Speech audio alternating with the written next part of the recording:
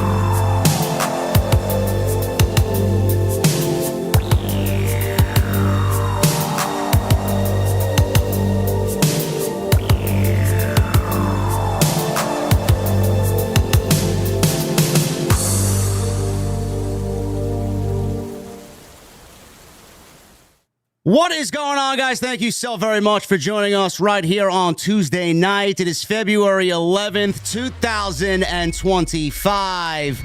I am your host, JD from New York, as always, joined by the one and only, a returning Solomonster here on Tuesday night. We are the Tuesday Night Titans. What is going on, brother? You know, I think Zoom Station had a great idea. What I should have done when I carjacked your Dark Horse is I should have melted it down like Kama melted the urn into a necklace. I should have melted it down and I could wear it around my neck every week. Listen, man, you look good in the Dark Horse, bro. I did. Although I did say this on Twitter earlier. I said, I don't want to pay that kind of insurance, so I'll stick to my Hyundai. But it was nice to take it for a test drive. I wasn't sure if I was going to bring it back or not, but I said, nah, I have to. I can't ride off with it. Everybody was wondering where I was. I don't know where was I. I was sleeping, apparently. He stole it from the parking lot outside the venue, and he just went for a joyride. Well, I mean, look, one too many old fashions over here, and this guy's keeled over in the corner, throwing up all over himself. So I said, "You're not driving tonight. I'm driving." I took the keys and I went on my way. Oh man, listen, we needed to do something a little different for his return, even though it was 1 week. You know, the funny thing is, I had a lot of people reach out to me. Hey man, you still going live on Tuesday? You want to do NXT live on Tuesday? Why don't you get Jesse? How about Andrew come back for one night? I'm like, guys, please. He's sick for 1 fucking week, and you guys have already replaced him with 2 other people. These people, all these ungrateful bastards trying to replace me. See, you miss one show, and they're ready to get rid of you. Well, you're not getting rid of me, so deal with it. No, we're not getting rid of the Solomonster. So thank you guys for joining me and Jason on Tuesday night here. It's episode 82. We got a lot to get into, man. I know a lot has happened since his 1 week absence. Royal Rumble happened. Jey Uso happened. The internet melting down happened. That is all behind us now as we look forward to WrestleMania. As Jason has the WrestleMania logo in the corner of his screen right there. It is WrestleMania season. So point to the sign, man. You got to point to the sign. It's not WrestleMania season until you point to the sign. I have a sign. My mother's basement. It's right above me. That's the only sign. Yeah, well, mine's nicer than yours. So we'll get into that, man. Where the excitement is for WrestleMania. A lot of fans are asking what's going on, what this card's going to look like. Where's the excitement? It doesn't feel like WrestleMania season, even though we just got done with a great Royal Rumble. We will definitely get into that discussion. We'll talk about the happenings on Monday Night Raw, Friday Night SmackDown. Got some AEW news and notes as well. AEW probably had the best week of television that they've had all year so far in 25. We'll definitely touch upon that. And then obviously the 2 big stories, a lot of releases coming out of the WWE side, but surprisingly, Tony Khan woke up this week on a Monday morning and decided to let Ricky Starks and Miro out of their AEW contracts. We will definitely talk about all that. Malakai is officially a free agent. So we got a lot to get into, guys. So thank you again for joining us. Make sure you hit the thumbs up. 1,000 likes is the goal, as always, on the show. We have hit it several weeks in a row now. I've lost count, but that is the goal. If you guys want to hit the thumbs up, it helps us out tremendously. Comments down below as well. If you guys are watching after the fact, every comment goes towards the algorithm. We love being in the algorithm. Super chats are open. We just had a $50 mini bomb from Beyond the Script. We'll get to your super chats at the end of the show, as always. Great way to support what we do. If you guys need to follow us and keep engaged with us on social media and on YouTube, everything you need is linked down in the description below. If you guys want to go find this fine gentleman on Twitter and YouTube, again, everything you need is linked in the description. Go and follow him on YouTube and on X. Now that is all out of the way, as always, man, welcome back. I send it to you. What do you want to talk about? We should talk about the fact that I blame that Real American beer is what got me sick in the first place. So stay the hell away from the Real American beer if you come across it, okay? Man, I was going to message you on Twitter. I refrained, man. Did you see the commercials during Raw last night with his Real American beer in front of Mount Rushmore doing the pose? No, because I use my VPN, so I don't see any of the commercials on Raw. I see whatever happens during the commercial break, so I don't have to see that shit. Oh, you missed some gems, man. You would have been laughing your ass off at that. At how low budget these Real American beer commercials were on Netflix last night. He spares no expense. No, they were about 15 seconds long, and he's doing the poses and grunting above Mount Rushmore. It was ridiculous, but yes, that's what happened last night. I forgot you used the VPN. I'm sorry. Yeah. Oh, well, I mean, it works great. You know, it's as if I'm in Canada, and then I just tap right into it, and I have the only commercials I have are the WWE commercials. So when they run a commercial for WrestleMania, they run a commercial for whatever their stuff is that they're promoting, that I see. But it's interesting because there's a match and then they go to a commercial break. It goes dark for like 3 seconds and then it just goes right back to the match and the commentary just picks up. Or if it's in between matches, we get Pat McAfee wishing Michael Cole a happy birthday, even though his birthday is not until December. But he was leading the crowd in a rendition of, happy birthday to Michael Cole and said happy 60th, even though he's not 60. So this is the kind of quality content that you get to see if you watch Raw during the commercial breaks. Yeah, I'm not that advanced yet, so I'm still working my way there to a VPN. So yeah, that's why we can rely on you to fill us in on this most important information. I was going to say I got a code for you if you ever want to use a VPN. I got a code for you. There you go. All right, man. Let's minus the VPN. Where do you want to go? Lead us in the direction of episode 82 here. Well, let's start. You mentioned before about how Tony Khan woke up a few days ago and decided to let this guy go and that guy go. Why don't we talk about WWE letting a whole bunch of people go, about a dozen.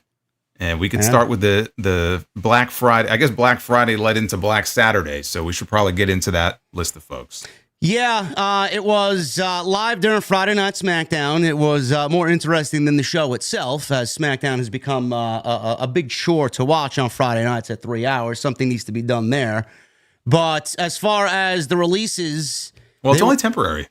Yes, you know that, right? I know. It can't come soon enough, though. I know. 2 hours is... Monday Night Raw, I like what they're doing with 2.5 hours. So 2 hours back to SmackDown is going to be a welcome sight. But the night got started off with all these releases, and I got the list of names here. I don't think I have a dozen. There was I think Elektra Lopez was one of the last ones to be released. She's on the list here. AOP, let's start there. AOP... They were released. Akam, Razor, and Paul Ellering all gone. Karrion Kross has moved on from the Final Testament. He's doing his own thing. We'll touch upon that in a second. But AOP came into the WWE, obviously, after being released the first time around in the Vince McMahon administration. They came back with a little bit of heat throughout the industry due to some outside projects, one of which saw a few people in wrestling put money into and were upset that they didn't get that money back. I believe that was a show in Saudi Arabia that was supposed to be some big event over in Saudi. I don't know if it was a formal promotion or just one show, but they were basically running their own show and they booked a whole bunch of people and then there was no show. Yeah. So that was not to be. One person in WWE said that could be a reason why they were put with Karrion Kross, who is generally well-liked, so it could take the heat off of them. AOP had been adamant that Paul Ellering joined them when they re-signed with the company. They were actually under contract a number of months before actually reappearing with WWE. Many in the company saw it as a rough omen when they were hardly on TV with Kross in the Final Testament, and there were no creative plans for AOP and Ellering following the Wyatt Six feud, which eventually the Wyatt Six got moved from Raw to SmackDown, and Kross is staying on Monday Night Raw. Jason, in the midst of a tag team division that needs depth, AOP could have been a solid team, much like the War Raiders are on Monday Night Raw as tag team champions. They never really kind of connected in this. I don't even think they connected the first time around. In NXT, they were really good. When they hit the main roster, they didn't really get their traction as many hoped for, and then they got terminated. They were back. They put them with Kross, and they never really gained any traction on the main roster. I mean, are you looking at this as a loss for WWE in the tag team division, or is this a move that really doesn't matter at the end of the day? No, I mean, it's not a loss in the tag team division because they weren't being utilized. So it's not as if they were a huge part of that division. They could have been. You mentioned that in NXT they were great. I wouldn't go that far. I mean, in NXT they were utilized better. I wouldn't say they were ever great. I mean, they were obviously kind of like a big man team, and that's how they were used in NXT. So they had some success down there. On the main roster, they were never able to replicate that success. And I was surprised they brought them back in the first place. And that was a Triple H move, as I recall. But it's just one of those things where they brought them back, and it didn't take very long to just start thinking, why are they back? Because there was no plan to do anything with them. So they got brought back, but can you think of anything really creatively, anything of any great significance? I know they were part of this faction with Kross, but like anything that they were a part of, any promo time they or Ellering were given in the ring on TV. Never.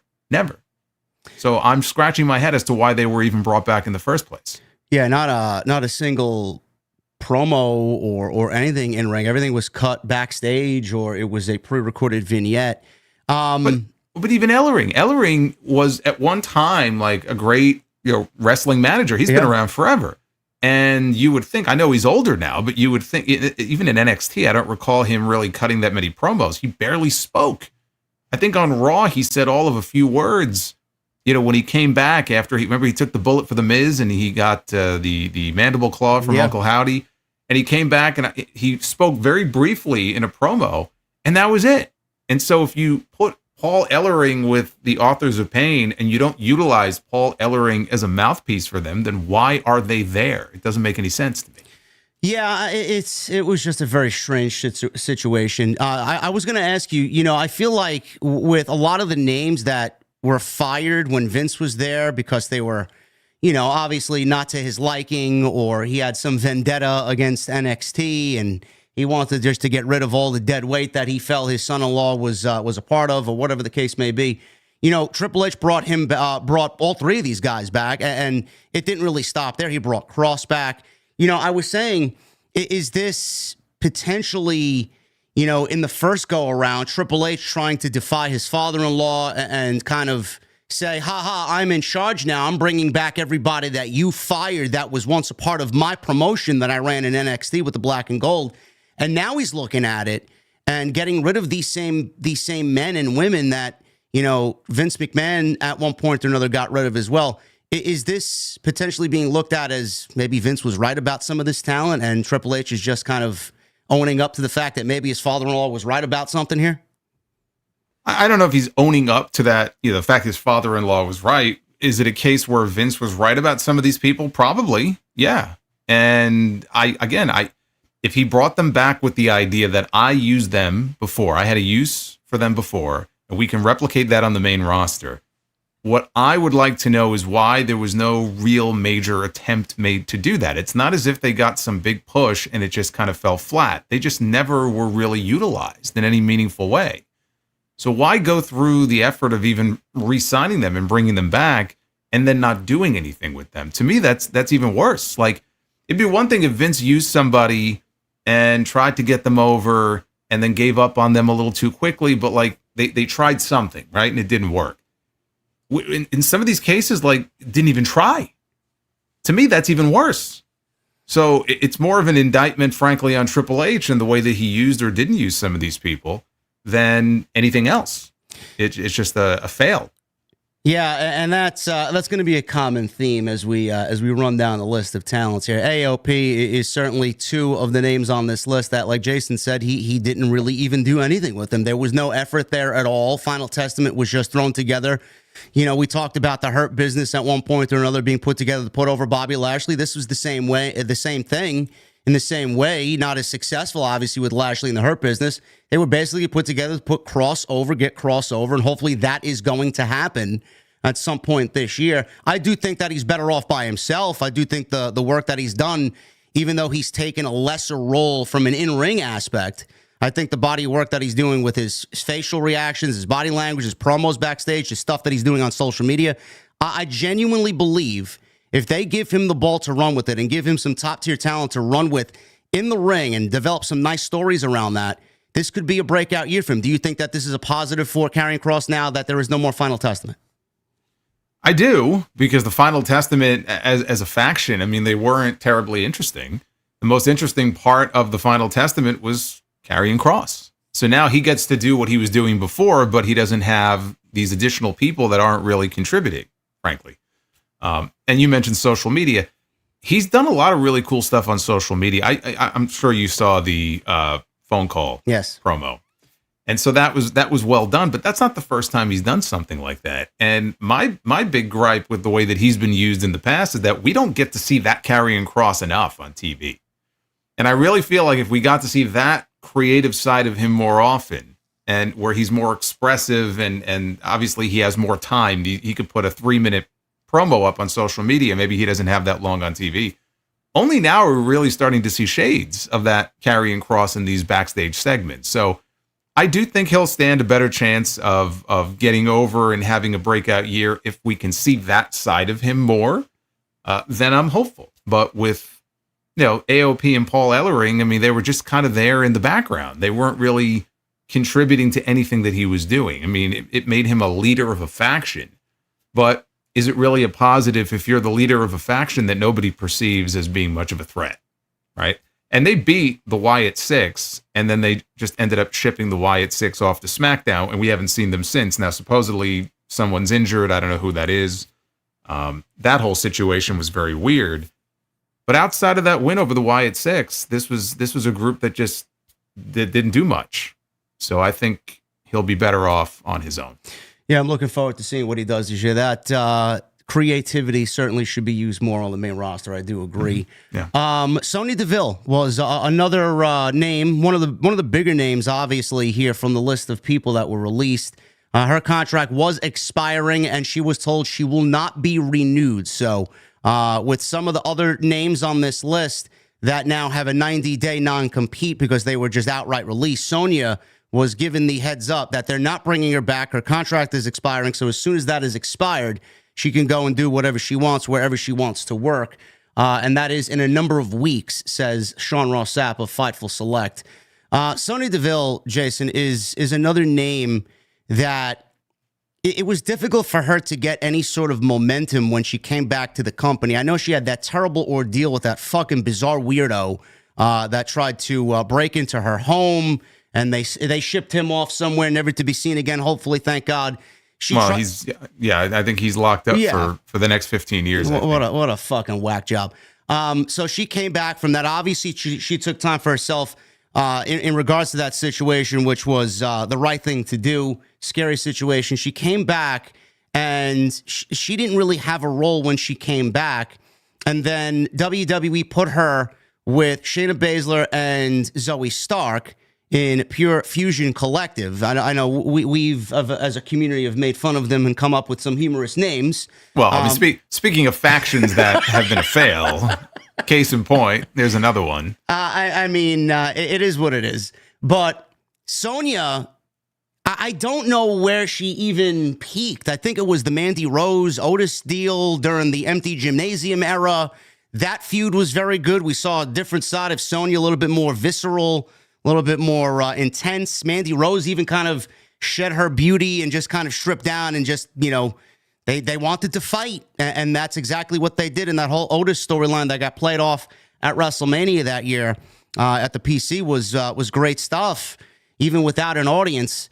But outside that, she was Adam Pearce's right-hand woman for an authority figure on Monday Night Raw. Outside that, she didn't really do anything. Former tag team champion.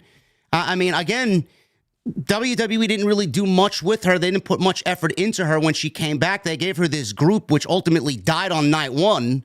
Like you said with AOP, I think a lot of this rests on the lap of Triple H here. Yeah, and you mentioned the stint that she had. She was basically like a co-GM almost with Adam Pearce. I think that's where the peak was, honestly. I think that was the first time that we really had the chance to see her show a lot more of her personality. I thought that role was good for her. It also got her FaceTime every week on television. So that was not a bad spot for her to be in. And then she had a run there where she held the tag team titles. And she tore, I think it was right after that it was her and Chelsea Green. And then she tore her ACL. And she missed almost a year, and she came back. And ever since she came back, she just has not seemed like the same performer. I don't know what it is. She was in certain matches, and I go back to the match she had with Io Sky. She had a match with Io on Raw last summer. I want to say August. And it was not good. And how many times can you honestly watch an Io Sky match and say, man, that match sucked? Like, that was a bad match, right? That just doesn't happen. No. So, it could just be one bad night, but she went out there and had a bad match with Io Sky. And I went back and I checked because I'm curious. That was the last time we saw her in a singles match on Monday Night Raw.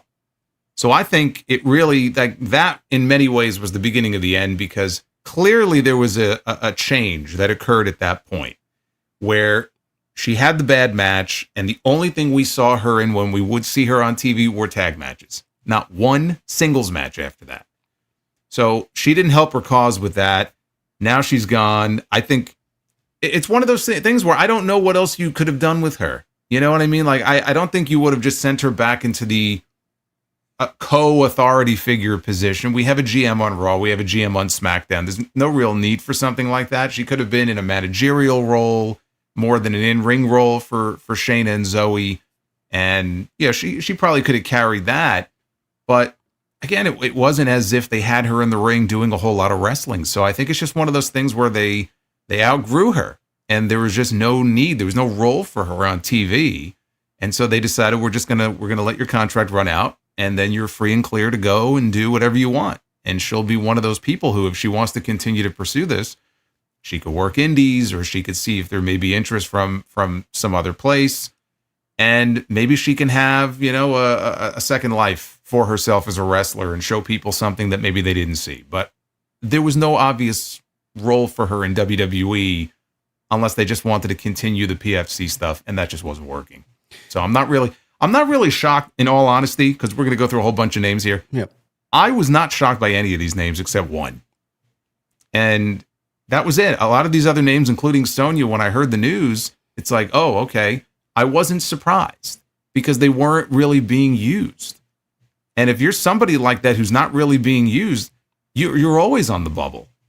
Right? The axe could come down at any given moment. I made the comment, Apollo Crews, he just tore his pec and he just had surgery. And I hate to say it, he's been there a while, but I wonder if maybe that pec tear saved his job.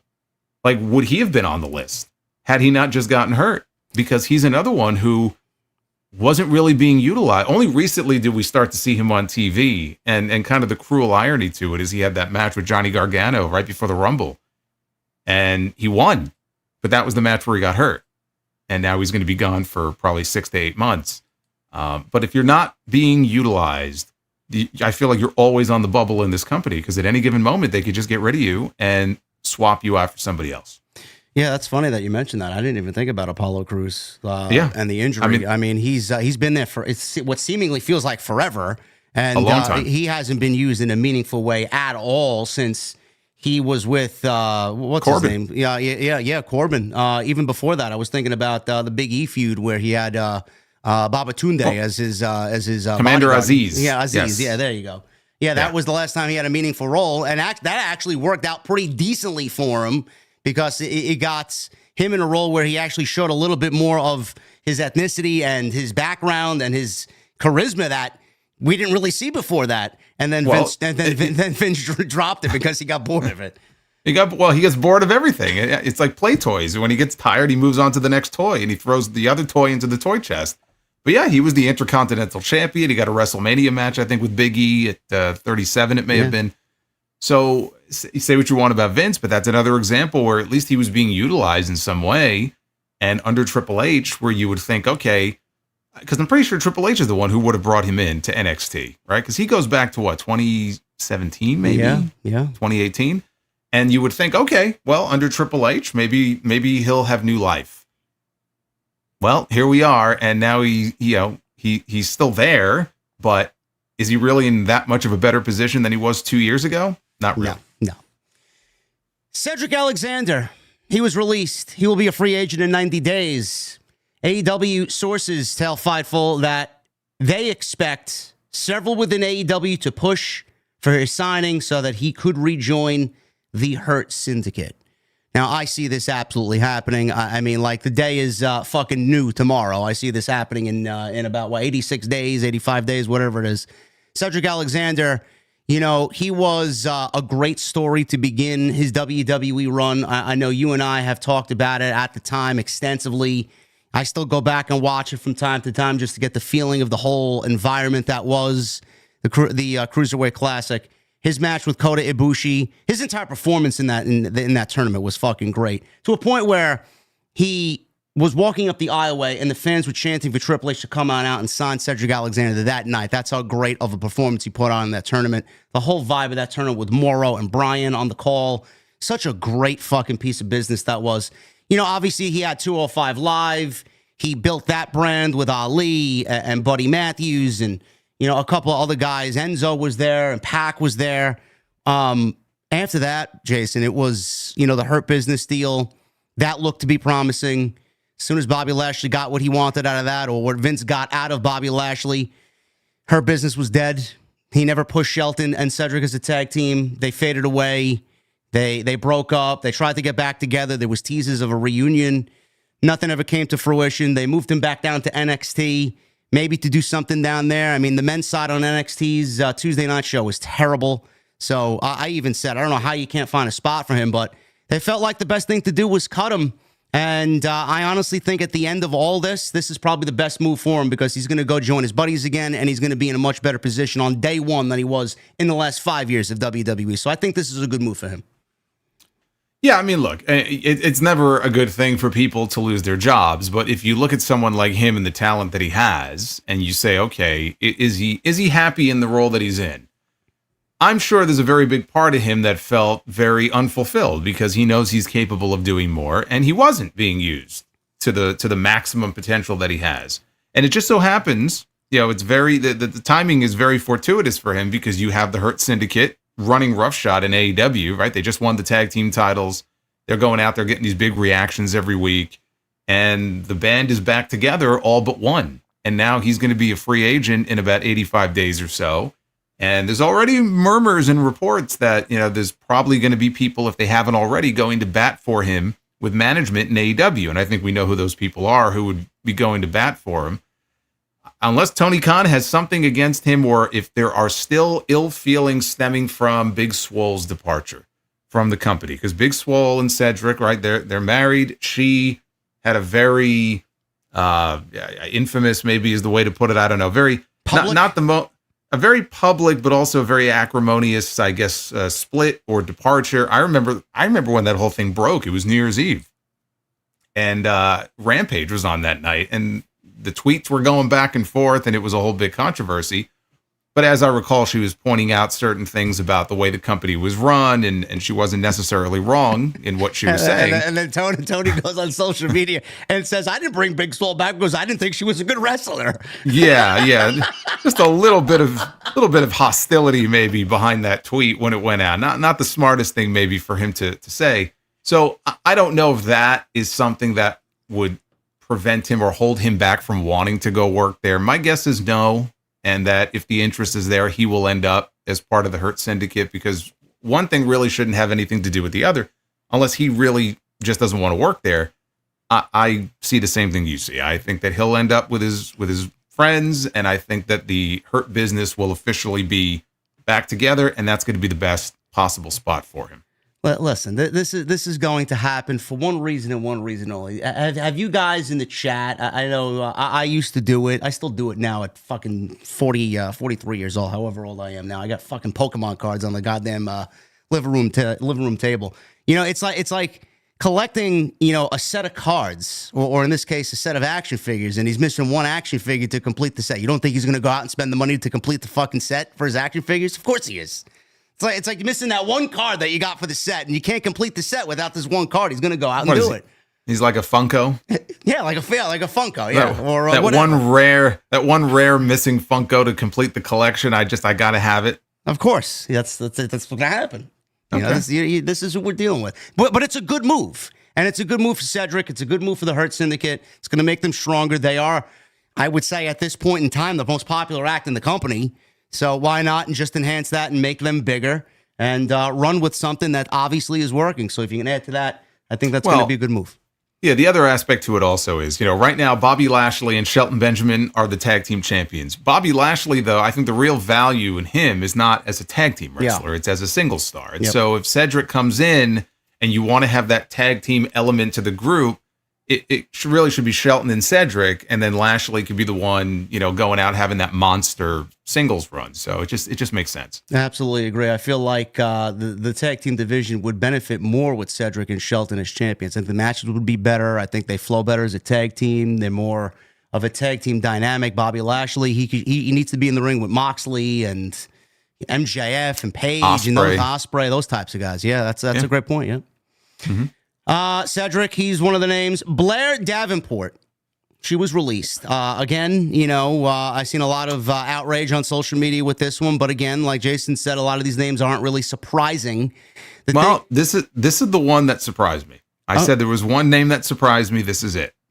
Yeah, being how good she is. Yes, Fightful was told. Let's get into this. We're told that Fightful says there have not been career plans for her since her call up. She is expected to have global interest from many companies. She tweeted a couple of days ago, Top Gaijin, and obviously she came over from Japan, and Stardom liked the tweet, and they replied back and forth. So, I'm assuming that's going to be her next phase for her career, though I could see her fit anywhere. I could see her back in AEW. I could see her in TNA. I don't know how likely the partnership is with WWE and TNA, where some of these talents are going to end up in TNA, being that there is a partnership there between the two. But regardless, Blair Davenport, the thing with her, Jason, is there was a report from Chris Featherstone on Sportskeeda that got blew up, and it blew up in his face. And he does okay work. I don't want to put him on the spot here, but he did say that with the move to 3 hours on Friday night, that talent like Blair Davenport are going to get more of a shine because they need to fill out the 3-hour SmackDown, and talents like this are going to be the ones to do that. Now, clearly, that hasn't happened, and it didn't happen with her, and she got drafted in the summer, and they had, like you said, I know this is something you've complained about fucking vehemently. They call these men and women up with absolutely zero fanfare and zero creative vision. There's not a fucking vignette. There's nothing in regards to creative whatsoever. And they just bring them up to the main roster, and they just sit there and die. And everybody was upset that Blair Davenport truly never got an opportunity on the main roster. So people then get to ask, why the fuck did you call her up in the first place? So that's where it sits right now. I know a lot of people were upset about this. I didn't think she got a fair shot. I wish her nothing but the best, and she's going to be very successful wherever she goes. How do you feel about this, and why were you surprised about this move? I was surprised about this for a lot of the reasons that you just mentioned. Because she was called up and she was drafted. Okay, she was in the draft. I think she might have been the last person drafted. But I remember when she was drafted, remember they had the cutaways to the Performance Center? Yeah. And all of the talent were sitting there, and they called her name, and she was very emotional, and it was a big thing. And she showed up on SmackDown, and they had some idea for her because she was working a little bit with Naomi. And so they had a little story going, and it didn't go anywhere. Clearly, whatever plan they had, it was abandoned. This is a woman who got called up officially to SmackDown in June of last year. She had a total of 5 matches on TV, and then she was fired. So I'm looking at this and I'm going, you cannot honestly sit there and say that this woman was given a fair shake to show what she can do when she was given 5 matches, 2 of which I think may have been qualifying matches for something. She was in the United States Championship Tournament, triple threat match. She lost. Okay, so that was one of them. Yeah. And so, and then there might have been another multi-woman match as well. How can you look at that and with a straight face say that, well, she just didn't fit in? She made a bad impression, or her style just didn't fit the WWE main roster. She never had the chance to show whether or not she can sink or swim on the main roster. She never had the chance to show if she can make a connection with the audience, which obviously is very important. I liken it to when they called up Sanity from NXT. I liken it to when they called up Swerve and AJ and then that crew from NXT as well. Cameron Grimes. Cameron Grimes that's a whole other thing that makes me angry because he was somebody who was probably to the point of annoying certain people behind the scenes, but he would go up to people and say, look, I just want to work. But he was a Triple H guy, too. That's the fucking fucked up thing about it. But that's my point. So there's a common theme here. And I think that for all the good that Triple H has done, and for all the good of Vince McMahon no longer being around, and by no means am I saying I long for the days of Vince McMahon from fucking 6 years ago, being back at the helm in WWE. This company is so much better off for him not being there. It fucking hurts. Okay, so let's get that out of the way first. But you cannot sit here and, in all honesty, say that it's been all rainbows and unicorns with Triple H in charge, and that all these people who you figure would have an opportunity under him to thrive, right? And maybe they fail, but they would have an opportunity. You cannot say that has been the case. And we've already talked about a whole bunch of names that would fall under that category. And Cameron Grimes is another one where I'll never understand why they even bothered calling him up in the first place. Dijak. Well, you know what? Dijak, I think in that same draft, I think it was the same draft with Davenport, got called up to Monday Night Raw, never made a single appearance. He was the last one to be called up. Yes. So in the same draft, another example of what I'm talking. And he himself has said that when he found out that he was being called up, he said, "I'm fucked." He knew enough to say, "I'm fucked." Like normally the reaction would be the opposite. Like, "Oh my God, this is great. I'm fine. I'm getting called back up to the main roster. I'm getting a second chance." He heard he was being called up. He said, "I'm fucked." And within a month and a half, he was gone. And I will never understand the logic behind a decision like that. Why you would even bother drafting somebody and making a big deal about so-and-so has been called up. I mean, if you want to get rid of him, just get rid of him. That tells me that these decisions were not made that early. But what goes into making these decisions where you're not even giving these people a chance? You've been paying them. You've invested time in them, especially if it's somebody like Dijak had already been on the main roster. Blair Davenport was never on the main roster, right? She was brand new. Mm-hmm. So she was basically starting from scratch. How can you decide that this woman is not worth investing in? Because she could have definitely been a solid addition to that women's roster on Friday nights. Never even had the chance. I mentioned Sanity. I was never a big Sanity fan, even in NXT. I think you were. They never did anything for me. Nikki Cross is probably the best part of that whole group.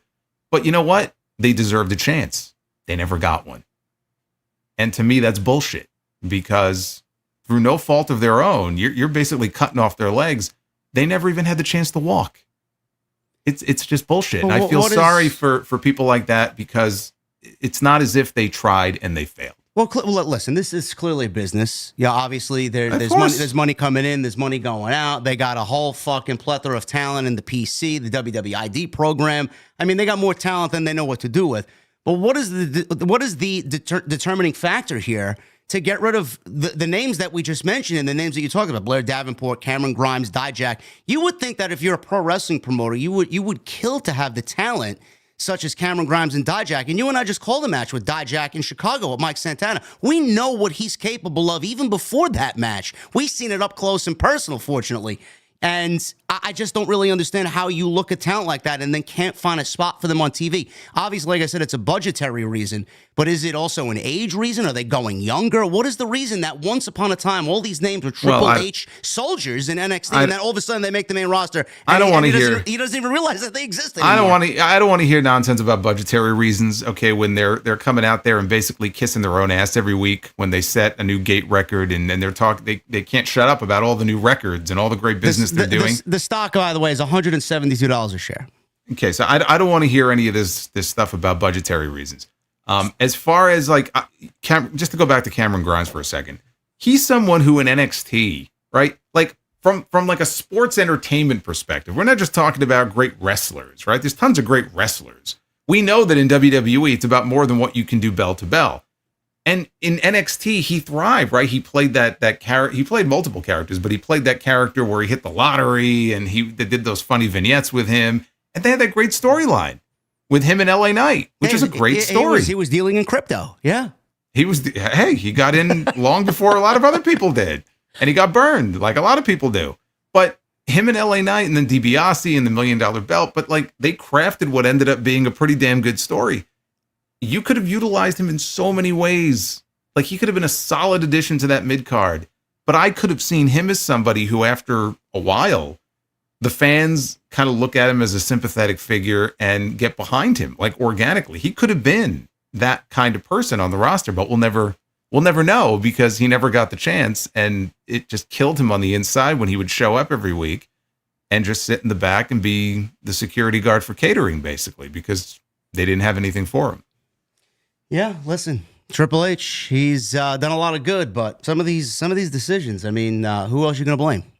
Clearly, it's the creative. So you know what? If we're in the Paul Levesque era, I understand he's the chief content officer. He's not the CEO of the entire company, so I'm sure he's not the one or the only one who has input. I don't know how much input, honestly, he has into a lot of these decisions. But you know what? If they're going to make him the face of this company, and we're living in the Paul Levesque era, then a lot of this shit is going to rub off on him. Yep.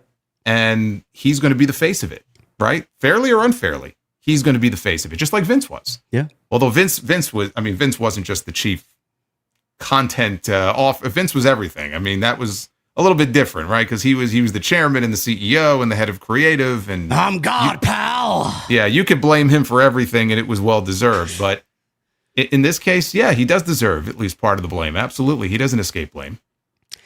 So Blair Davenport was a name that riled up social media. And then obviously everybody said the same thing that we just said here tonight. No opportunity. It's not fair. She's going to land on her feet. She will be fine. We wish her nothing but the best. Duke Hudson was released. This was before Friday.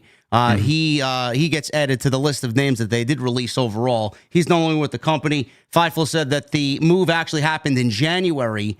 Hudson last wrestled on an NXT house show in November, and he was removed from the internal roster mid-January.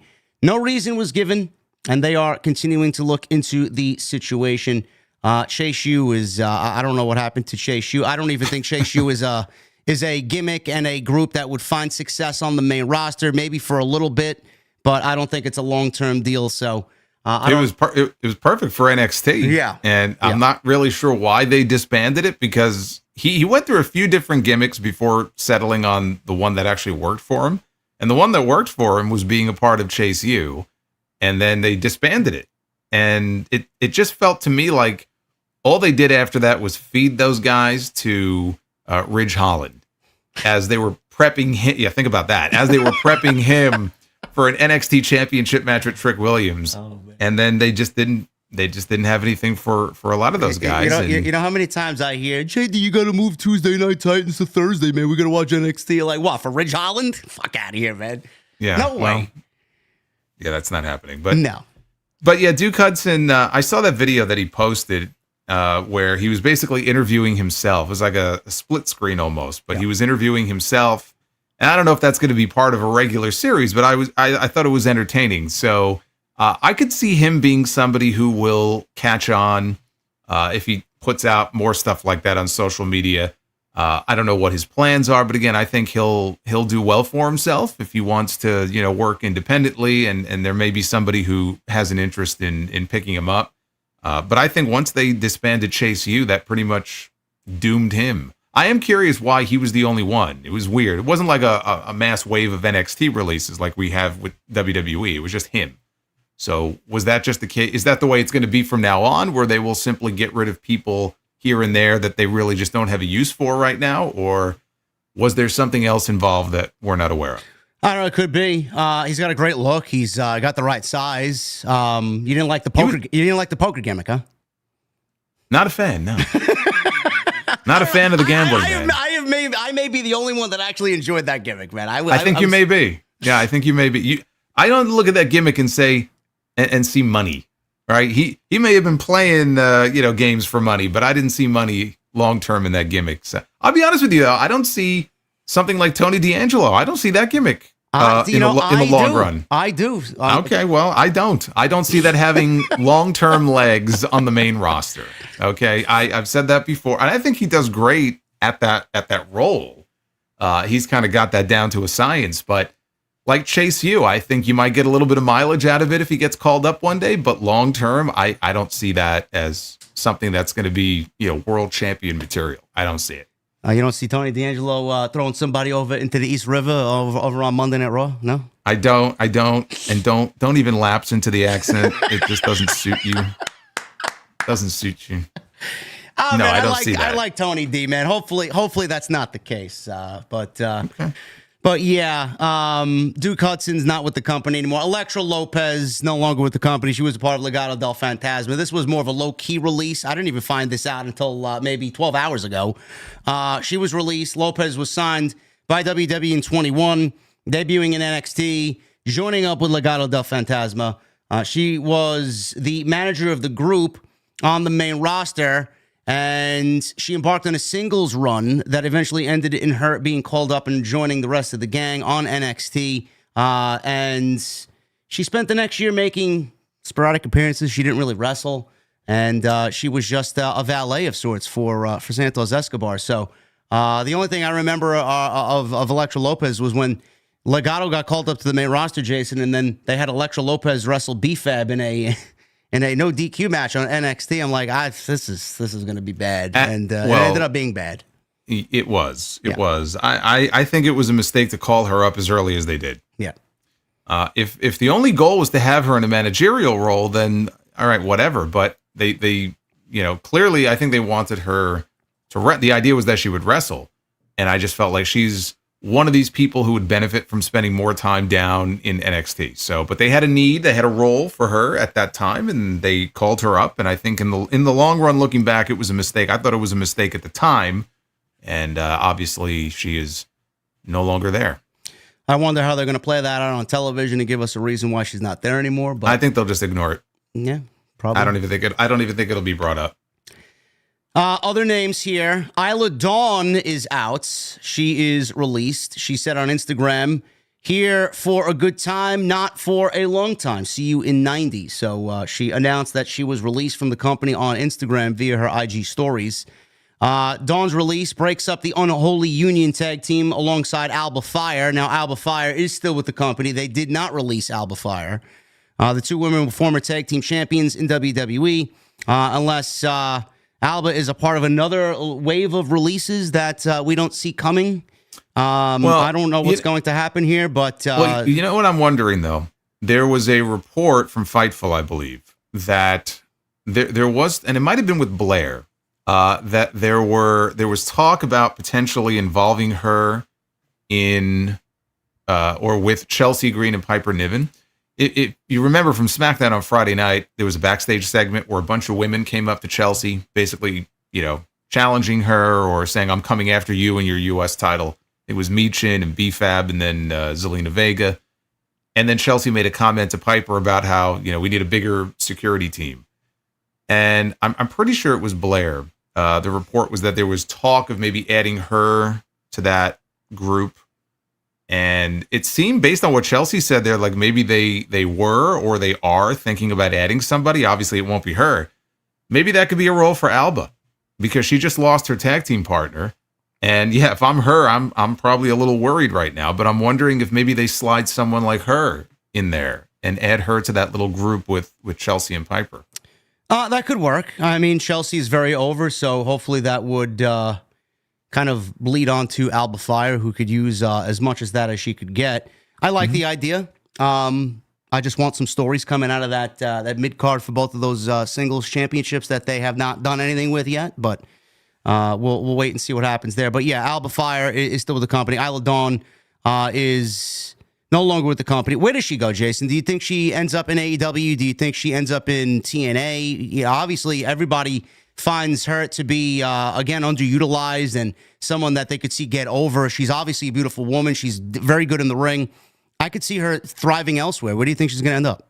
I don't know. I don't know where ultimately she'll end up. I could see TNA or AEW. I think she would be a solid addition to, any of those women's divisions. I don't know where her head is at as far as where she might want to work, or, she might take the first offer that comes her way. I don't know. But obviously there'll be interest in her, and wherever she lands, I'm sure she'll be a solid addition to whatever women's roster she's going to end up being a part of. And look, you keep mentioning TNA. I got a question about this for my show the other day, wondering if some of these people, they might want to avoid TNA because maybe they're bitter about being released by WWE, and WWE is kind of in business now with TNA. I don't see this having an impact on that one way or the other. And WWE doesn't have any influence as far as like the day-to-day hiring decisions. Like if Sonya Deville wanted to go work for TNA, I don't think that WWE is going to say, don't sign her. You know what I mean? So I don't think that that's going to be any sort of a roadblock for any of these people. I think TNA will absolutely end up being a landing spot for some of them. And in a year or two, if they have success there and they can build their name up, it might actually make things easier for them to end up back in WWE because of that relationship. So I think it could end up being a benefit for some of them because the two companies are working together, and maybe they end up, they pop up on NXT, at some point. We just had Fandango on NXT, last week. You never know who may show up on there. Wait, Dana Brooke on NXT not too long ago. We did. Well, it's Ash by Elegance. Ash by Elegance. I'm sorry. Ash by Elegance. I can't tell the difference. Yes. Elegance is not a word that's ever been associated with JD from New York. So it's understandable that you wouldn't refer to her by that name. Yeah, I mean, she'll end up probably in one of the two promotions, and I think she'll be okay. But, you know, the two other, or not the last two, but two more names that were on the list, Carl Anderson and Luke Gallows. Yep. One of which is injured for a long time. Yes. He just had surgery a few months ago, and that's kind of what I wanted to bring up here, is how scummy it is that WWE did this, because he just had surgery, I want to say the beginning of November, for a torn rotator cuff and a partially torn labrum. So that's probably at least 6 months right there on the shelf. And he got hurt. I would imagine he got hurt, you know, in their ring, working for them, and just got operated on. And now he's out of a job. And they have definitely fired people in the past while they were out hurt. There are some notable, and this is going back many years, but there are some notable examples of that. I thought of Test, who they fired when he was out from spinal fusion surgery. They fired him. They fired Dawn Marie many years ago while she was out and she was pregnant. And then she turned around and sued them for wrongful termination. In recent years, you don't hear about too many examples of them firing people while they're out hurt. And I just think it's a scummy thing to do. So that was surprising, just in terms of the timing of it, that was surprising. And this is not the first time that Anderson and Gallows have been given their walking papers by WWE. No. And this is a great example, and I remind people of this every now and then, of where the power truly lies. The power does not lie with the talent. The power lies with the company. It lies with WWE. Because remember the last time they worked there and how that all went down? They had just signed 5-year contracts. And what happened a few months later? Yeah, they got fired. Yeah. They signed 5-year deals, but they got fired. So when you sign a 5-year deal with the company, right, you're not really signing a 5-year deal. What you're doing is you're giving the company 5 years to say that you belong to us and you can't go work for anybody else. But at some point, if we get bored of you or we feel like you're not performing, we're just going to let you go. And that's what happened to them the first time. They came back, and now, like Samoa Joe, these two joined the club now of guys that were brought back and then fired a second time. So it's not like they were really being utilized, but I just think Anderson being out hurt, having just had surgery, and then getting cut is pretty scummy. I agree. That is pretty shitty. So they are two, and the last one here, which I think is the one that angers me the most, but I guess we're not surprised by it because he had absolutely zero effort put into him on Friday Night SmackDown after they broke up Imperium, was Giovanni Vinci. I mean, this is just a fucking absolute crime of creative. Vinci's exit, obviously not a surprise. He suffered an injury in 24. He was booted from Imperium. He came back. They repackaged him as this Italian playboy wearing the Patek Philippe's and driving the fancy Italian cars and drinking the espresso. But it turned out to be, you know, something that had a lot of promise. They wasted him. And then Jason, obviously, on that fabled night, we know, I think both of us ranted about it, laughed about it. This guy was thrown into a match with Apollo Crews and lost in 6 seconds. So not even 4. 4 seconds. I'm sorry. I gave him 2 additional seconds that I should have. Yeah, no. And then there was a second match, and he lost in 90 seconds. Wow. I mean, that's just fucking. Well, he was making progress, right? He was slowly making progress there. Maybe the next time he would have lasted a whole 2 minutes. I remember like it was yesterday. All the geeks, oh, it's a storyline, man. Let it play out. They're going somewhere with it. Yeah, going where? The next time we saw him, like going out the door. That's where he went. He went right out the front door. That's where he went. So like Jason said, 90 seconds. And then I think the only other time we saw him is when he was sitting backstage talking to Carmelo Hayes and an angry Cody Rhodes was walking by. And then Carmelo said something. You see him in the background just sitting on a fucking crate. And that's the last we saw of him. So I don't know what went wrong. I'm telling you right now, and the story will come out one day. Something had to have happened. Bro, there's a vicious rumor going around right now. I'm not going to mention it because it's not. We don't know. These people just make up bullshit fucking every day on social media. But it's like you said, something he had to do someone's family member or someone close to someone wrong, man. I don't really get this move. Yeah, no, something definitely happened. Whether that rumor going around is accurate or not, I don't know. But you know what? Given the way he was used, it wouldn't surprise me if it did turn out to be true. But he pissed somebody off because he was booted out of Imperium, right? Kind of out of nowhere. And so that was bad enough. Although I have to say, if you want to be fair about it, right? And I give Ludwig Kaiser a lot of credit for this. Kaiser is great because Kaiser, even when he was still kind of backing Gunther and doing his ring introductions, like he did a great job with the ring intros, and he was very expressive. Even now, like he's very expressive, like his mannerisms, his facial expressions. When Vinci was in there, right, he just stood there. He just stood there, very stoic, right? Hands behind him. He wasn't expressive in any way. And I don't know if that was something he was told to do or if that was just his way of portraying that character. So I don't think he did himself any favors because he was kind of expendable in that group. But they booted him out of the group. They took the time to film these vignettes with him in the sports car and everything else, right? And they built him up for a few weeks. And then you saw what they did with him. That was personal. Like looking back on it now, it had to be. And again, one day we'll probably find out what really happened there. There's no way, I refuse to believe, based on the way that he was used, that it was simply a case of, well, we tried and it didn't work. Or, well, we really didn't know we didn't really have an idea on where to go with it, so it just didn't work out. You can't tell me that someone like him would not have made for a solid addition to that like U.S. title picture as like a solid heel at that level on SmackDown. Or if you really didn't have any ideas for him on the main roster, like you said, the men's side of NXT right now could use some names. So even if you could have definitely found something for him to do. Well, I don't want to cut you off, but they got a name tonight. The chat is going fucking ballistic right now. Ricky Starks just showed up on NXT. Wow, so they didn't even wait until Vengeance Day. Like they literally a day after, they're like, let's get his ass on TV. That's exactly what happened. I mean, you said it, I said it. NXT needs people, and there you go. You can't get anybody better right now than him. Well, I'll tell you what, I don't know what he's doing or saying. I mean, maybe it could be a smart way to get people to tune into Vengeance Day this weekend, but I would have expected that he would have been maybe sitting in the crowd this Saturday. I figured NXT is where he was going to end up. And there's been a lot of talk the last couple of days about should he be on the main roster? Should he be on NXT?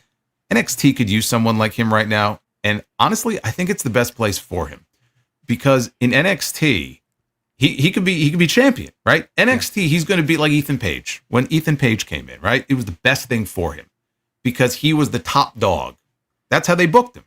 He was in a main event prime position in that company. So you can imagine Ricky Starks easily could be in that position. Let him get a run down there for a while. Let him build his name up in front of an audience that maybe not everybody knows who he is. And then in 6 months or 9 months, he'll be good and ready. You can plug him into Raw. You can plug him into SmackDown. I think it's a great spot for him. I'm happy for him. We just had him in, to House of Glory twice, and he had great matches both times. And we knew ultimately that this would be the destination for him. We knew that. I said yes. The chat's like fucking. One guy was like, "I'm going crazy. I'm losing my mind." It's fucking Ricky Starks, guys. Calm the fuck down, man. Holy shit. Well, what is he? Is he cutting a promo or? Someone said he walked through the crowd and that was it. He just showed up.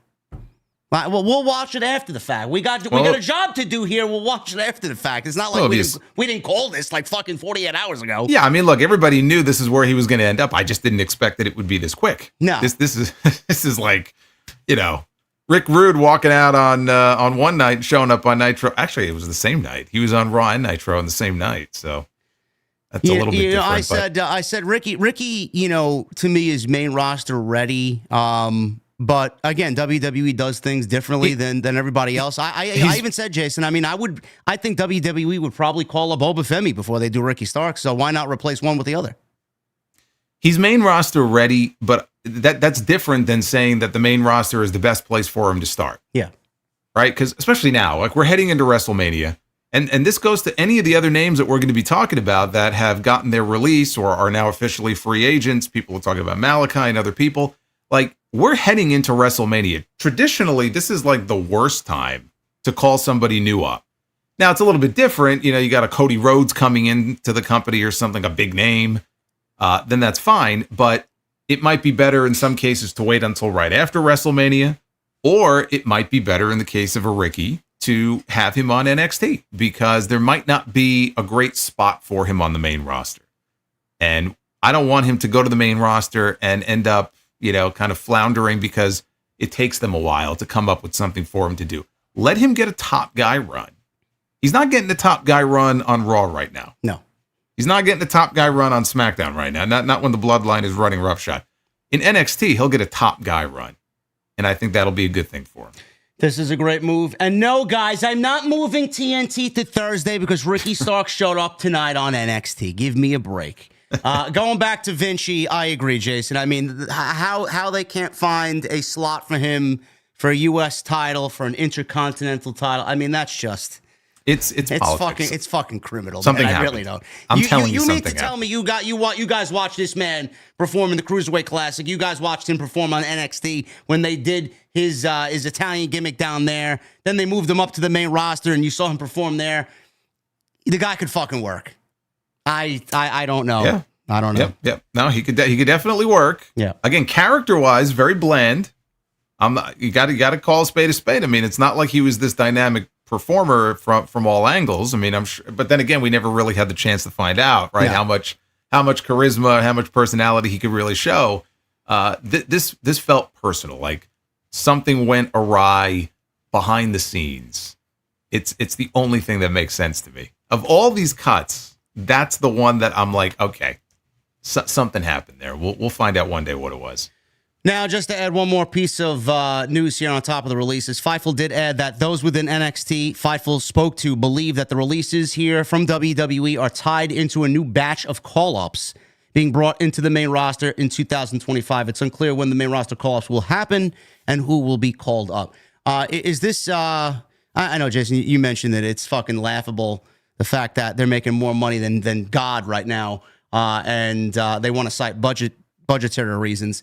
Is this a potential reason for the releases and influx of talent from the PC to the main roster, like a Roxanne Perez? I could see Sol Ruka get the call up eventually in the next 6 months.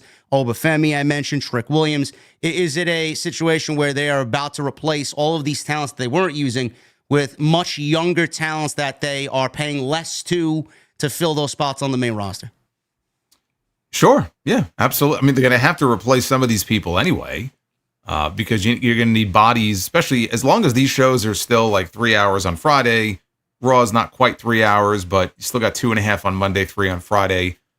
So yes, I think that probably did play a role in these happening now, because in the past, traditionally, it's been like a spring cleaning post WrestleMania, and this is coming 2 months before WrestleMania. So it feels like maybe they're expecting not only new people from outside the company are coming in, as we saw tonight on NXT, but from within, being called up from the PC. So yes, I do think that's part of it. So those are the releases in WWE. There was some good news if you're Kevin Owens and Alexa Bliss. A couple of contract news here, pieces of news. Kevin Owens officially resigns with the WWE. He put in a very snarky and sly tweet on X last week. If you guys help support my daughter's Girl Scout troop by buying some cookies, I promise to keep wrestling for the next 4 years, 11 months, and 22 days, which heavily implied then that he'd signed a new contract with the WWE. Fightful did speak to those close to the situation, and it was confirmed that Owens did resign.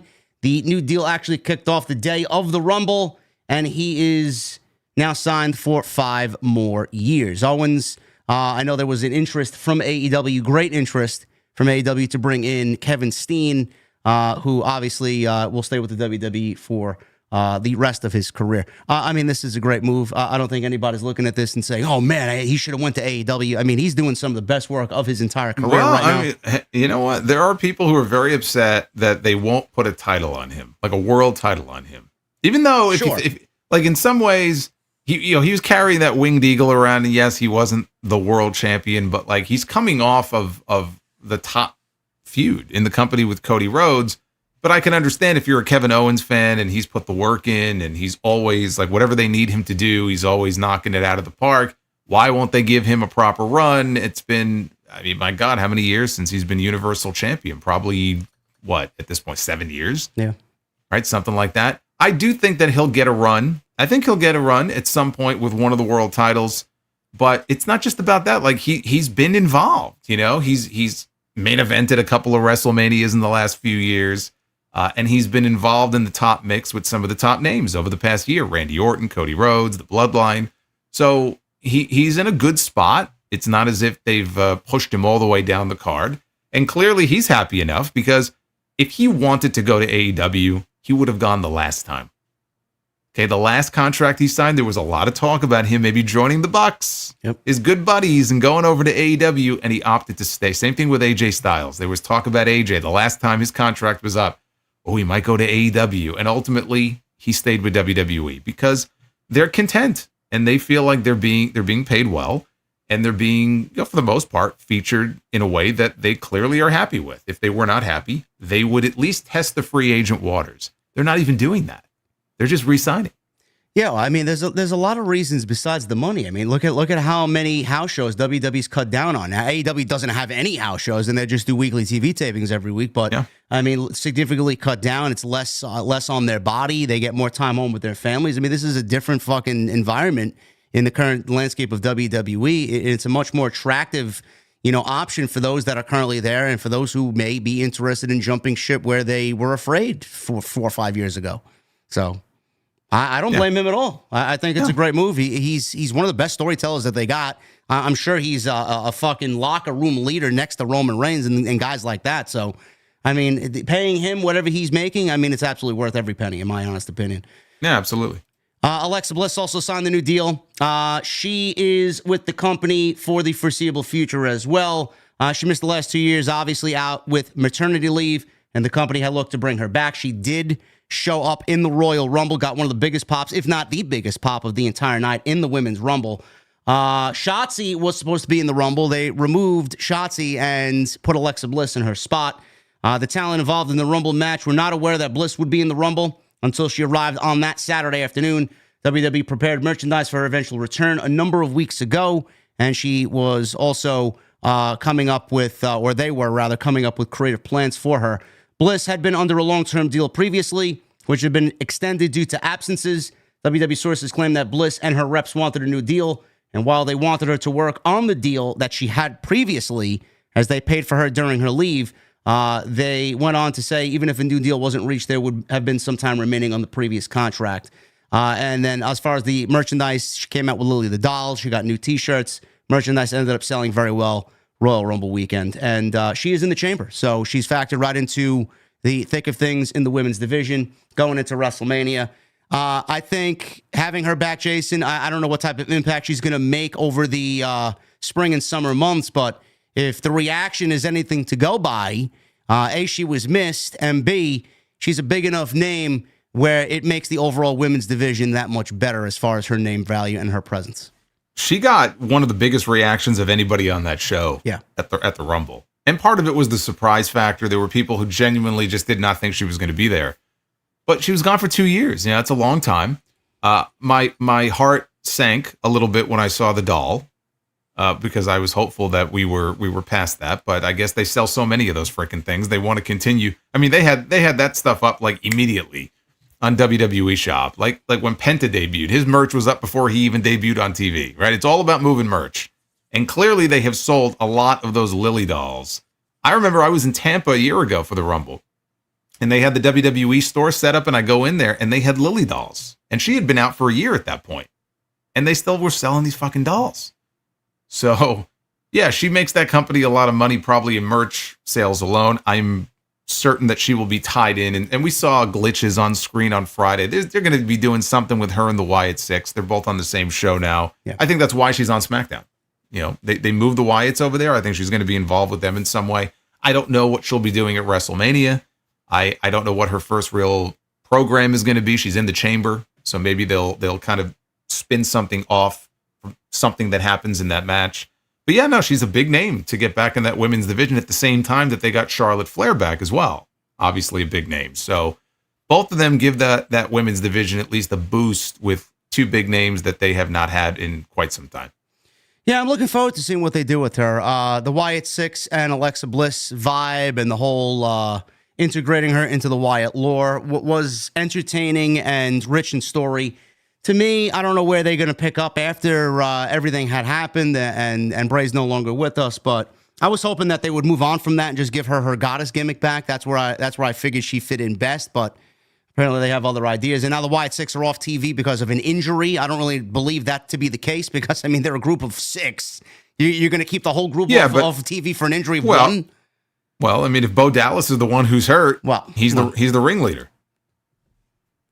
I guess. Right? So, yes. I mean, you depending on what the injury is, I mean, it might not just be a stub toe. Obviously, if let's say he's the one who's hurt and it's semi-serious, then yeah, they might want to wait until he's ready to be back on TV because it's kind of important that he be there if they're going to do stuff with the Wyatt Six. Yeah, the Uncle Howdy character that could be integrated into the show in any which way. He needs to be on television.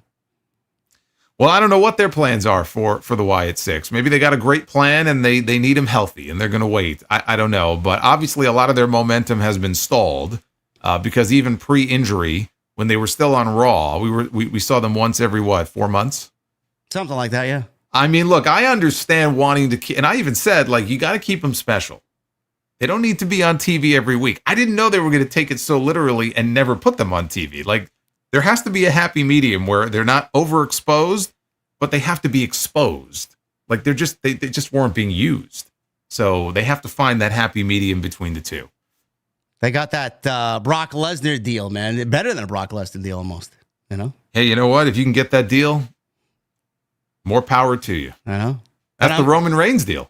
They do. They're not making the money of Roman Reigns or Brock Lesnar, but they're not. Still. They're not. But so far, Roman, it's once a month for Roman. Roman worked the one Netflix match on January 6th. He worked the Rumble, and now we're not going to see him again until after the Chamber. So at this rate, we're looking pretty much at one match a month, I think. Yeah, we got something on Roman coming up here. Jordynne Grace, she's another one who was in the Rumble. Supposedly, there was a rumor here. This is from SAP. And Fightful Select, she signed a 5-year contract, which is great. We love Jordynne Grace. That's going to take her through 2029.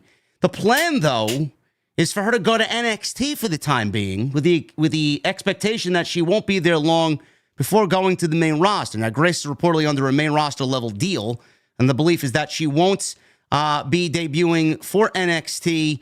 I believe maybe after Vengeance Day would be the way to go there. Grace retains the rights to her name and her theme song, as she does own both. I know we said that about Ricky Starks, Jason, with the fact that he is main roster ready, but, you know, other factors definitely play into that. Jordynne Grace is certainly main roster ready. This is not the same as a Ricky Starks. She made appearances for WWE, 2 Rumbles now, several appearances on NXT. I think she's got a good understanding of how WWE does things.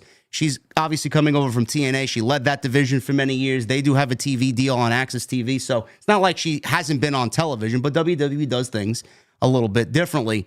But as far as Grace going to NXT, some people found this to be, oh my God, I don't believe they're going to do that. I'm going to take a different approach here and say, you know what? Listen, if she's not factored into any major WrestleMania plans, why not do a short stint in NXT for the next 2.5 months and then come Raw after Mania? Put her on the main roster, whether it's Raw, whether it's SmackDown, and get her integrated after Mania plans. But if you don't have any Mania plans, I don't see what the big deal is. Yes, I mean, if there's no Mania plans, that's fine. But I almost don't even see the point then in putting her on NXT. You may as well just wait and then debut her on the main roster that first week coming out of WrestleMania. But, yeah, we still have 2 months. So I suppose there's still time to put her in like a quick program. But she really belongs on the main roster. Yeah. You know, even though she wasn't under contract with them, she basically had a run already in NXT. So if she gets a run now with the idea that they want to get to Mania and then debut her after Mania, it gives you 2 months. What's she going to do? She's going to work one match with somebody? Like, I just feel like you're almost better off starting to put ideas together for what to do with her on day one when she debuts on Raw or SmackDown. Start filming vignettes with her. You can get all that stuff lined up. Start rolling out vignettes starting in March, you know, and then by the time you get to the end of April, that week after Mania, she could be ready to go. So I'm not even sure an NXT run is completely necessary. The women's division, you compare the two divisions, the women's division is not really in dire need of Jordynne Grace. Like the women's division in NXT is pretty freaking strong right now. And so it's not as if, well, we need her. Like, we need her in that division. I think they'll be okay. But if they want to do it, I mean, I don't have any, I'm not like angry about it or anything because, again, we're heading into Mania. This is not an ideal time to be debuting new people. They had a chance to really throw people a curveball and have her win the Royal Rumble. And then she could have had, a match with Rhea Ripley. That would have been great at WrestleMania. They didn't do it. Okay. Start putting plans together to make sure that on day one after Mania, you've got something for her to do because whatever brand she ends up on, like she is going to be a massive addition to that roster, whichever show it is. Yeah, I think the vignette is very important. I think the beginning of April would be a great way to do that. And then Raw after Mania, boom, there she is. There it is. 3 weeks of vignettes. You know who's coming. They used to do that a lot. Play that siren. They don't do that anymore, yeah? They do it sometimes. They just don't do it as often as I'd like for them to. You can't say they never do it, but yeah, they should do it a little more often. Not everybody needs the vignette treatment. Some people you want to have a surprise debut or something. I get that. But it's something they should utilize a little more than they do.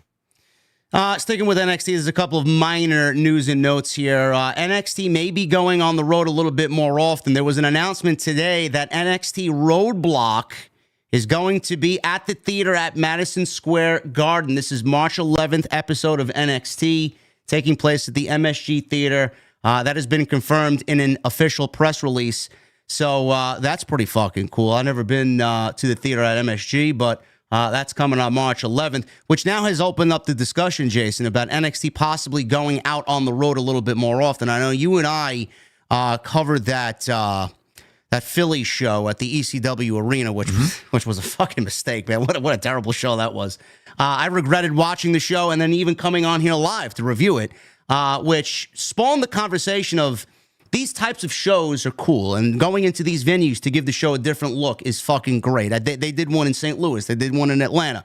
Different vibe. I like the way that they make these smaller venues look for the WWE show. But as far as NXT going out on the road, it all kind of correlates to Evolve. Now, WWE's got Evolve, NXT Evolve. That is taping soon. That's going to be run by Gabe Sapolsky, and he worked with Paul Heyman in ECW. That is taking place on February 7th from the Performance Center, and that will debut sometime, I believe, in March. I don't know the exact date. I think it may be March 11th. 5th. March 5th. It's March 5th. It's a Wednesday night at 8 p.m. on Tubi TV. Oh, man, like that wasn't done on purpose, huh? Well, they have to. They at one point were up against the developmental show, and now they'll be up against the developmental of the developmental. So that's going to be a very interesting dynamic. Yeah, the taping was already done. The taping was done days ago. Apparently, the people in the audience were, for the most part, people who were invited, who knew, maybe family members and stuff. So I don't know that we're going to get any spoilers, leaked for it. But yeah, the premiere episode is on March 5th, and then the plan is for it to drop every Wednesday at 8 p.m. And I guess Gabe Sapolsky is going to be intimately involved in the creative for it. Evolve was his baby. Yeah. Well. No, Evolve, that was his promotion. At one time he was the guy. He was the head booker in Ring of Honor, and then a very memorable parting of the ways. Out of the ashes of that for him came Evolve, and there have been some big names that were Evolve champion. Drew McIntyre was a champion in Evolve. Matt Riddle, I believe, and certain other people as well. Austin Swerve Theory. might have. Austin Theory, was Swerve a champion there? I don't remember. If Swerve. I want to say yes. Yeah, he might have been, but. So they own the IP. They acquired the IP back in 2020. They've been sitting on it. They did something years ago, maybe about 4 or 5 years ago. They filmed a pilot for a show that sounded very similar to this, and obviously it never saw the light of day. But now, we have NXT Evolve, and they're about to debut that new LFG show. Yep. I think that's coming up in the next couple of weeks. So, I mean, when you really look at what they're doing as far as trying to bring in younger talent and newer talent and talent that doesn't have necessarily a whole lot of experience. They're doing a lot more of that with this show and the ID talents, these WWE ID talents. Many of them are from the independent scene, so they're getting a nice kind of blend of the two. And there's going to be a lot more content now, as if we don't have enough wrestling content. There's going to be even more now. I know it is on Tubi. There was a rumor going around that AEW might land Shockwave on Tubi, being that it's a Fox thing. But remember when the reports were that Shockwave was going to be on Fox? Yeah, and then Swerve ruined it. Supposedly, you've already got heat with him, so I mean, you can. You can take. Man. I was just going to say that Swerve made a comment during an interview about it, and then everybody just assumed it was going to end up on Fox. Who don't I have heat? Ricochet called me a bitch tonight out of nowhere. I don't know. Well, if Ricochet calls you a bitch, that's pretty bad. Like, that's pretty bad. He deleted the tweet when he seen that I took a screenshot of it and put it on my Twitter. Man, that's another story for a different day. But as far as this, do you see NXT Evolve being more like the black and gold, and then NXT? I mean, there was always been talk about listen, let me make a point. You always go back. You always go back to because you said black. You invoked black and gold, which is something. My point was, I mean, this is now going to be the developmental NXT during that day in the early days of black and gold. Were the developmental. There's been talk about making NXT proper a legit third brand. This is all they've talked about. I thought that when it was black and gold at the height, it was the true third brand. We didn't need no fucking taglines or bullshit behind it. It was performing as it, even though they didn't say it was. Is this going to lead to NXT being on the road weekly now? Do you see that happening? And do you think that's a good thing for the NXT brand? Because I don't think it is. No. I mean, they're going to be on the road more often, and I think that's a good thing. Weekly? Yeah. I don't know what gives you the impression it would be weekly. It's not going to be weekly. But I do think going on the road a little more often and going to these smaller, intimate venues is a good thing. You mentioned the venue in St. Louis that they ran back in October. What was the name of it? I wish I remember the name of it because I really like that building. I just thought, like, aesthetically, it was a great look for the show. That was the night that Randy Orton wrestled Javon Evans. Yeah. So I'd like to see them do more shows like that. AEW, frankly, in recent weeks has run some venues that I've liked. And it's something that's been a long time coming, that they have been running smaller venues instead of running half-empty, 20,000 seat buildings. They were in Cincinnati. Yeah, that was a good venue. I like the look of that venue. That was, I think it was like a music hall, yeah. And I think NXT is running there, or did they just run there? No, they're running there, and they're running the Washington D.C. venue that AEW just ran in. Yeah. So they're going to be running that same venue soon. So I like that, and I'd like to see them do more of that type of thing. As far as like live events and stuff, I mean, if they're going to do more of that, I would imagine it would be local, like on the Florida circuit. But like running weekly, no, that's I don't see that happening. Yeah, so that's the NXT news and notes there. Again, I do watch NXT, not on Tuesdays. I usually catch up with it Thursday or Friday, but I guess I have to tune in. And to all the people in the chat who are still, I know, trying to get our attention, we are aware that Ricky Starks appeared on NXT tonight. We were aware of it about 25 minutes ago, and we did talk about it, and I think we're pretty much in agreement that it's a good spot. It's a good landing spot for him as opposed to the main roster where he will be. But right now, Ricky can be the guy in NXT. Ricky can be and should be the NXT champion before long. And let him have a run with a belt as a top guy and show that he has top guy potential before he makes it to Raw or SmackDown. So I think it's a move that makes sense. I think he has been chomping at the bit for a year now, waiting just to work, let alone to end up here. And it didn't take longer than 24 hours, after the news broke that he was officially gone and removed from the roster page in AEW, that he's on NXT. He's trying to make up for lost time. He's been waiting for this for so long. Like, I'm happy for him because, he's just been sitting at home and it's been bothering him. Like he probably felt like, man, I'm just wasting away. Well, he said that to Chris Van Vliet. He said, I'm not a homebody that's just meant to sit on the couch at home. I need to be out there and working. And guess what? He's going to have the chance now to go out there and show what he can do. Man, that Orlando area code showed up on his phone, and William Regal was on the other end. I mean, he booked the first flight down to Orlando, man. Goodbye. He's like, can we legally speak now? Is it safe? Oh, man, good for him. We got a ticket booked for you. Good for him, man. I'm happy to see he's finally where he's supposed to be.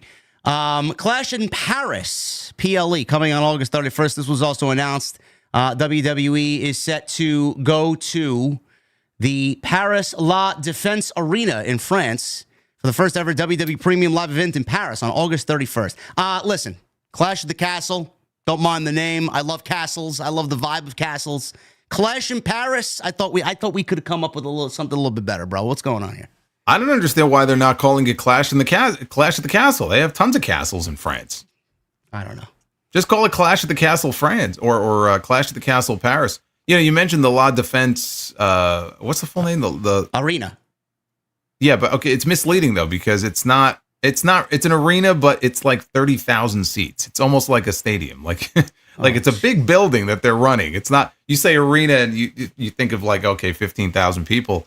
It's a big building and I'm sure they'll fill it up as they do for a lot of these international shows. And we've seen how some of these international crowds have reacted to some of these shows. They got some big shoes to fill as far as Lyon, France from last year. So I'm looking forward to what the crowd reaction is going to be. I don't know what the main event will be. You know, Bash in Berlin, they had Gunther, right, in the main event against Randy Orton. Maybe so I don't know. Maybe they'll bring back Rick the Model Martel for a main event.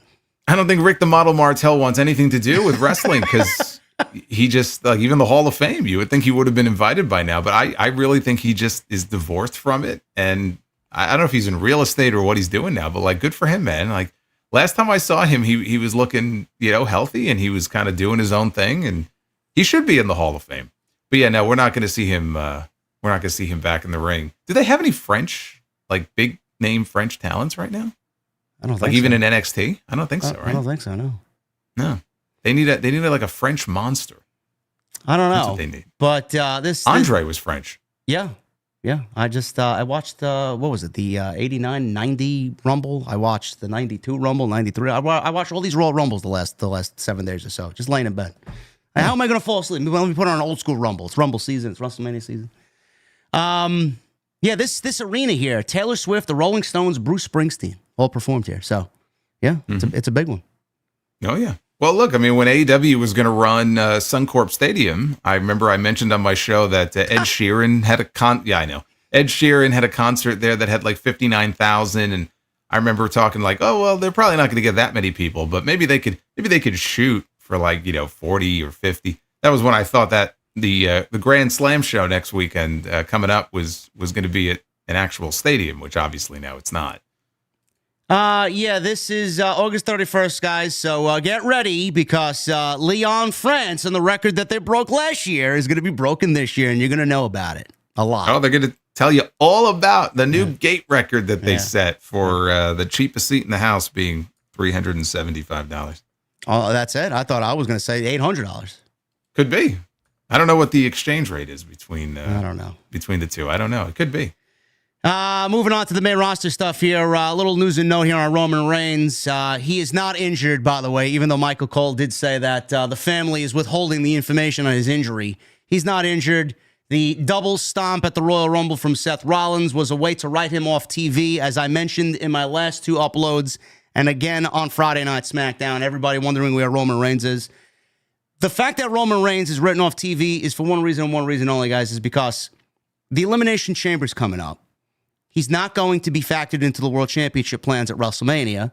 What do you do with him otherwise? You would have to put him in the chamber just to put him in the mix with all the big guns in the chamber. If he's not going to win the chamber, then why are you going to have him on TV? So they strategically wrote him off TV with this injury angle. They're not going to put him in the chamber because if he is, then he'd have to get pinned. He'd have to lose. And if Roman's not factored into plans, they're not going to beat him. So that's the reason why he's off TV right now. And Meltzer said so, as it was reported in the newsletter. Same thing. If he wasn't factored, he's not going to be on TV. He will be back after the chamber on the Raw, after the chamber, or in the weeks to follow the chamber. So I don't know how you feel, Jason. How you feeling about the potential plans for Roman Reigns going into WrestleMania? The rumor was a one-on-one match with Rollins or a triple threat match with Rollins and Punk. How you feeling about the current direction of Roman Reigns going into Mania? I mean, it feels like a triple threat match is what we're headed for. It feels like Roman, Punk, and Rollins, all of whom have issues with each other in some way, shape, or form. So, I mean, storyline-wise, it makes sense. I still think the stronger match would be Punk and Rollins one-on-one, or not Punk and Rollins, Punk and Roman one-on-one. Maybe they're going to save that for SummerSlam. sometime later. And then maybe at that point, that favor that Heyman owes him will factor into things. Because I don't know that we're going to find out what that favor is necessarily heading into WrestleMania, right? I mean, It's kind of open-ended. We could find out later in the year. But I think it feels like a triple threat based on what they did at the Royal Rumble, which is great for Rollins, because Rollins, as I was trying to map out what the WrestleMania card in my head would be a couple of weeks ago, he was, if he wasn't wrestling Punk, he's kind of the odd man out. So that would be a good spot for him to be in. For Punk and Roman, they wouldn't be challenging for a championship, but it doesn't look like they're going to be. Don't you think this triple threat match kind of ties up the rest of the card? Like, I get everybody's infatuation with the triple threat match with these three because of the history and the Shield and all that nonsense. But don't you think this match kind of ties up the rest of the show? Because if you separate these guys and do what you should be doing with them, I would much rather see, at this point in time, honestly, Rollins versus Reigns. I think Cena and Logan Paul is going to be the match. I'm still sticking with that. I think Cena and Cody is a huge mistake at WrestleMania. I know people want to see it. I know we've talked about it. I don't want to see it. I would be very angry if they actually go that direction. I'm going Logan Paul, John Cena. I think Rollins and Reigns one-on-one would be a great story-rich match for Mania. And if Rock is not involved here, which we'll talk about the whole Solo Sikoa situation, how you feel about that from Friday, Punk and Cody, I would much rather see over Cena and Cody. So, I mean, the triple threat match to me is just kind of tying everything up, and it's just making the WrestleMania match card worse, in my honest opinion. I don't know how you feel about that. No, I don't think it's tying everything up. I mean, if you did Roman and Seth, obviously there's a lot of history there. It'd be a little weird because Seth had a match with Punk and lost. Yeah. And so now he's going into a match with Roman. I mean, that's, to me, that's why I don't see it happening. I think we get a triple threat, and I do think that we're going to end up getting Cena and Cody. I do. I think Cena not winning the Rumble was the right call because he didn't have to. But I don't see them not having Cena in a championship match at WrestleMania. I hope he doesn't win. I hope they take the remainder of the spring and summer to really kind of tell that story and make people want it, and then do something at SummerSlam. And he could go to WrestleMania and challenge for a title and lose. But I do think that this is a match that Cody has wanted for a long time, and I think he's said so. And I think that this being Cena's final WrestleMania, this is the match they want for him. I don't think Cena and Logan Paul is a big enough final WrestleMania match for John Cena. It's a match you could do any other time. But for Mania, I think we are looking at Cena winning the Elimination Chamber and then challenging Cody Rhodes. And the only question then is, are we just going to get a build-up to a straight babyface versus babyface match between those two, which I think would be fucking boring? Because think about it. That's my fear. Okay, but what if they do this? Because the issue is that Cody has forged his own path, but in many ways, Cody is trying to be John Cena. Like, that's what he's done in this run that he's had. He's tried to be like John Cena. He's borrowed from the John Cena playbook. I don't want to see two John Cenas wrestling each other at WrestleMania. It's fucking boring. If you watched Cena after the Rumble, he cut that promo in the back when he declared for the Elimination Chamber. It was a little weird. And Michael Cole made a comment about when they showed the footage of it on Monday. Cole said, this was last week. He said, a little uncharacteristic of John Cena.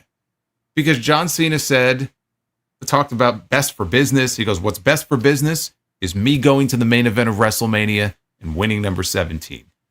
It's a little out of character for the John Cena character to say something like that. What would make it more interesting and appealing to me is if in the build-up to that match, not that Cena goes heel. We're not going to see a fully heel John Cena.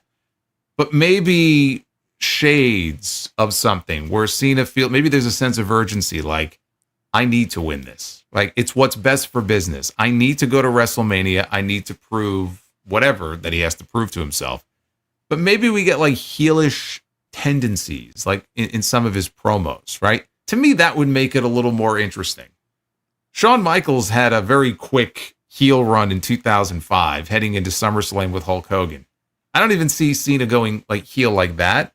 But if they start to maybe kind of muddy the waters a little bit, and they start really going at each other, those two, what they could bring out of each other, I think could be, like on promos, could be very entertaining. It could work. Yeah, I don't doubt that at all. I think that would be great. But don't you think, based on what he said in that post Rumble promo, that maybe that is a direction they're going in? Well, it was definitely. I don't want to say darker, but it was definitely more of a direct tone for John Cena. It wasn't any funny business. He didn't crack any jokes. He didn't smile. When was the last time we actually saw John Cena that way? Was it his match with Roman going into No Mercy that one year? No, well.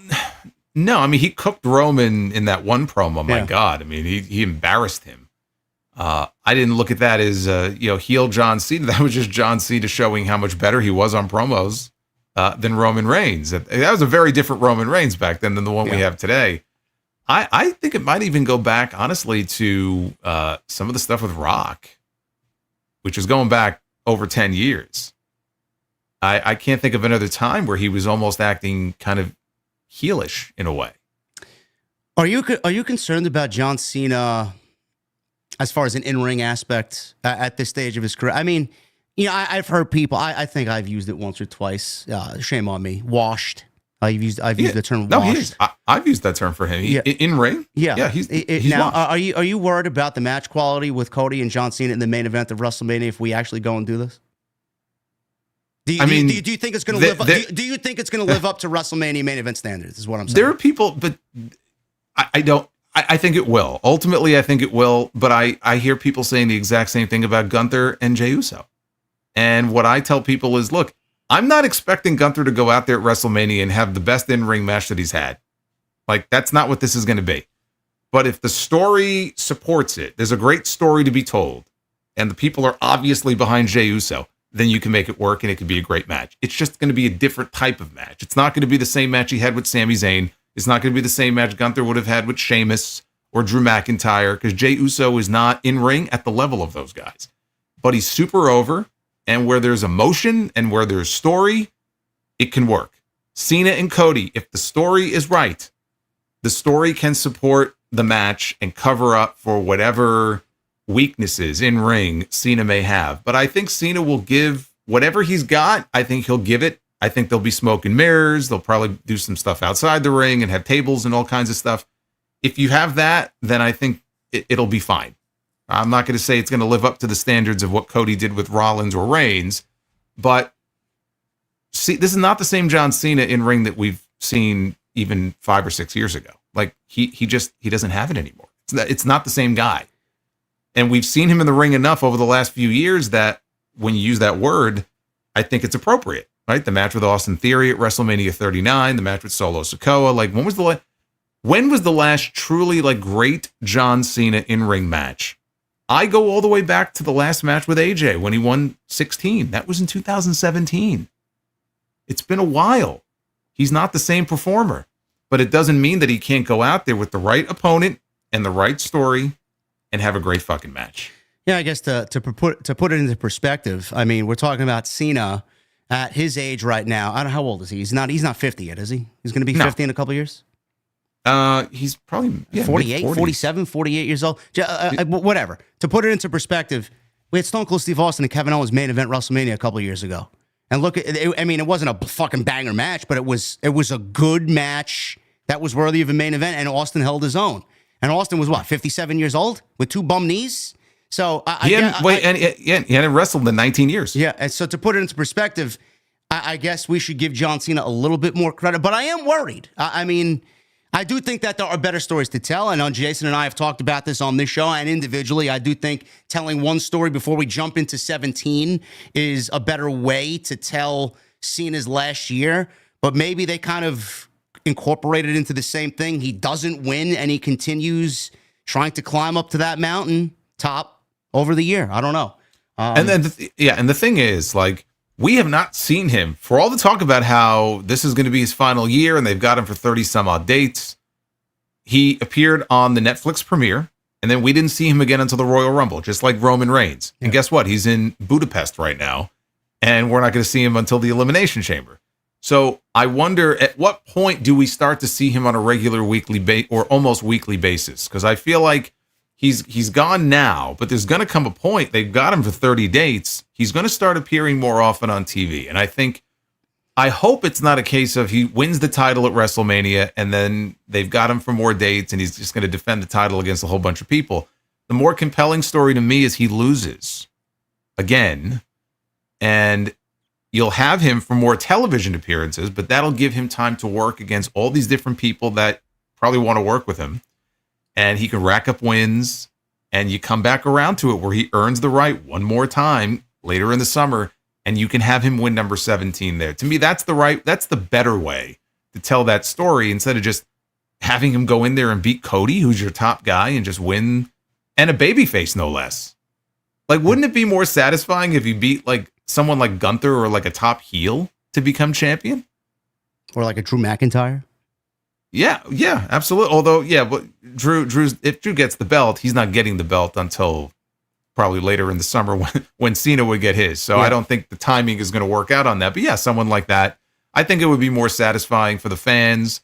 It is a little weird that they are potentially doing the whole babyface against babyface thing. But, to them, I think Cena and Cody is a huge match. Rock is clearly not wrestling at WrestleMania this year. Otherwise, you could do Rock and Cody. Rock doesn't look like he's going to be a part of it in ring. So I think they're looking at Cena and Cody as their big WWE title match. I guess we'll use what you just mentioned there about Rock as a lead in here, because I know a lot of people were displeased at the ending of SmackDown where Solo Sikoa gave Cody Rhodes the Samoan spike to end the show. Nobody knows where this is going. Nobody wants to see another match between these two. Nobody wants to see Solo Sikoa go after the WWE Championship again. We don't know if this is going to take place at the Chamber for a WWE title. We just don't know until we watch Friday Night SmackDown to see the continuation of what happened last week. My logic behind it, Jason, was, and I know you mentioned The Rock, and I've done a good job of the last couple of weeks to kind of paint the WrestleMania picture without including The Rock in it, because I think it's just late in the game to start incorporating him and still incorporate him into plans. How does this make any sense, number one? And number two, does this factor The Rock into the plans after all this time with Solo Sikoa attacking Cody Rhodes? I don't know what you said about it. I don't know how you feel about it. But to me, there's only one reason why he did it, and The Rock is potentially still behind it. I don't see a reason as to why he would attack Cody Rhodes beyond that. What do you think about that? I think that you're trying to figure out ways to incorporate Rock in something that he's not going to be incorporated into. And I think the way I see it is that, and I wasn't happy watching SmackDown end with Cody Rhodes getting a Samoan spike. I'm like, are we in a time warp here? Like, we're really going back to this? Like, nobody really asked for this. Where I think it might be headed, and it could be at Elimination Chamber, is maybe a tag team match. And it could be Cody and maybe Cody and Jay. I don't know. But it could be a tag team situation, maybe where you have Solo and Jacob on the other side. I think it's being done, I hope, to not so much get another WWE title match for Solo, but leading to something that will lead to a rift between Solo and Jacob. Because I think the WrestleMania match is Solo Sikoa against Jacob Fatu. But they have to get there first. We don't know how Jacob feels about the fact that Solo walked out on him in Tama Tonga for weeks, right? He wasn't at the Rumble. He just kind of disappeared. And so maybe they're going to use this as a way to, whatever the catalyst is going to be, and we get Solo and Jacob in the build up to that. Because I don't think that, what other match would Solo even be involved in at WrestleMania if not something with Jacob? Literally nothing else. Nothing. There's nothing else that makes sense. And for Jacob, honestly, there's nothing else that makes sense for him either, because I don't see him challenging for the U.S. title. He's not wrestling Roman. It would be something involving Solo Sikoa. That I think is the destination for WrestleMania. So they're probably using this as a way to get there. But man, I'm watching the end of that show on Friday and I'm like, I don't want to see this. And again, it's Cody and the Bloodline. Like, how long are we going to go around and around and around with Cody and the Bloodline? They got him away from them for a while with Kevin Owens, and it was like right back to it. He can't quit these guys. Yeah, I was not happy seeing that at all. I'm like, Jesus Christ, man, can we just move on from this shit? And then people now are starting to talk and say, Triple H is the one that's washed. He's put on a pedestal by all these podcasters and these influencers online. Obviously, you know, what kickstarted all of this discourse was Jey Uso winning the Royal Rumble, which I think people have now finally accepted. Hopefully, I never really got it when it happened. I loved it. I thought it was out of the box. I thought it was something different, especially in an environment in a WWE where Triple H, everybody complains about Triple H being safe. He made an unsafe choice, and you still complained about the fucking thing that he did at the Royal Rumble. Give me a break. So I don't really feel like that is a problem as much anymore. Then Drew McIntyre. Drew McIntyre became the new issue with his spot in the Rumble, and everybody got upset about his elimination. He got upset about his elimination by claiming somebody tried to get their shit in. Whatever happened, I watched it back several times. I thought it was Logan Paul at first. It ended up being LA Knight named in the report. Now people are claiming that Drew McIntyre deserves a better spot at the Rumble. I've pitched several times over for McIntyre and Reigns at WrestleMania while we do Punk and Rollins and maybe Cena and Cody. I don't know where they're going with anybody right now. McIntyre especially. Priest is the rumor right now, him and Damian Priest, which I'm not excited about at all. I think that's fucking beneath both guys, to be quite honest, especially Drew. Now the rumor is Drew McIntyre and LA Knight. Chris Featherstone of Sportskeeda put something out saying that the discourse about Drew McIntyre's WrestleMania plans has now sparked discussion internally about them potentially changing his WrestleMania match to something else. Now, if we do change it to something else, Jason, we're moving on from Damian Priest to who? It looks like they may be going Drew McIntyre and LA Knight and feeding off whatever happened in the Royal Rumble accidentally that made the news feeds. How do you feel about McIntyre's position at WrestleMania? And how do you feel about Priest or LA Knight being his opponent? I mean, honestly, I think LA Knight, I like the idea of LA Knight if you're going to have to go choose between one of those two, because at least it also puts LA Knight in a good position for WrestleMania. Because I've been asking that question also, like, what the hell is LA Knight going to do? Unless he's just going to challenge Nakamura and try to get back the United States Championship, he feels like he's kind of left out in the ocean without an oar. So if you do McIntyre and LA Knight, you kind of play off these reports, which how much of their audience is even aware of that? Probably not a lot of people. But I like the idea of that match better. But it still, to me, feels like a letdown as far as Drew McIntyre and what he should be doing at WrestleMania. The problem is, where do you plug him in? Because if you think about it, right, Roman and Drew would have been a great match, right? They're not doing that match. We know they're not doing that match. McIntyre and John Cena. I think he would have been a great final WrestleMania opponent for John Cena. I don't think that's the direction they're going in either. Although they could always shoot an angle for it in the Elimination Chamber, right? Because they're both going to be in there. Probably not going to happen. So what do you do with Drew McIntyre if he's not challenging Cody Rhodes for the title? And he's not getting John Cena. He's not getting Roman Reigns. Who else do you put him in the ring with? We already saw him in Punk. He's a man that doesn't really have a better role on the show. I think that's disappointing after the year that he had. I think he deserves better than that. But I also feel that he will likely end up as a champion by the time we get to SummerSlam. I think he will hold a title. I think his time is coming. But at WrestleMania, he's going to have to settle for less than. And I think if you have the choice between Priest and LA Knight, I just think it helps LA Knight if you put him in the ring with Drew McIntyre, and at least now you have a real issue that you can play off of. And I got a kick out of him throwing that little comment in there during his promo on Friday about, oh, wait, I forgot to get my stuff in. Yeah. And then Drew's like cackling to himself. I think you could play off that, and it would be probably more interesting, right, than whatever he would be doing with Damian Priest. Somebody pointed out that it makes sense with Priest, just because if you think about it, Priest cashed in last year at WrestleMania. Who'd he cash in on? Drew McIntyre. So, I mean, you could, and I'm sure if they're going to do that match, that will come up in their promos. Yeah, but the thing is, I mean, fine, that makes sense, and it's a play off last year's WrestleMania, but the whole thing, you got Drew McIntyre orbiting around the fucking Bloodline story, and now he's in the biggest show of the year, and he's not wrestling anybody in the Bloodline, especially the guy that leads the Bloodline. So, like, why are you stopping his momentum and the mission statement that he set forth with on television to move on to something else that doesn't even really factor into what he's going after? That's my problem. Well, yeah, he had his little hit list that he put together, right? He went after the Usos first, and then Roman was the guy he was really going after. And he made a beeline for Roman in the Rumble when he entered the Rumble match, but it just felt like we got to get a match between these two at some point. But I just don't think they want Roman in there with him when they have, CM Punk is a bigger name. And now Rollins, what do you do with him? It's a case where you just got to figure out where your core guys are going to go, and somebody's going to get left out. And it feels to me like Drew's the one who's getting left out here, especially if they take Roman, Punk, and Seth and put them in one match together. Yeah. That Drew is the odd man out. There's just no better spot for him. Cody is occupied. Cena's occupied. Who do you put him with? I don't know. McIntyre, apparently, according to the Observer, there are plans for McIntyre and Cody this year at some point.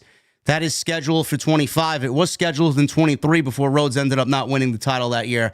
I know I talked about it. I know we talked about it here. I'm making a bold prediction here. It might not even be so bold. I think it's absolutely in the plans. McIntyre for King of the Ring. Whenever they do that and bring that tournament back, he's the number one contender through the King of the Ring. That's what I'm going with, and that's how he gets a championship match. Oh, yeah. I mean, the King of the Ring would make all the sense in the world, because if they do what they did last year, that guarantees him a title match at SummerSlam. Yeah. And I'll take it one step further, and we've touched on this before too, where he wins the title at SummerSlam, and by the time we get to WrestleMania next year, I would love to see, and who knows a year from now what the hot match will be, and everything could change.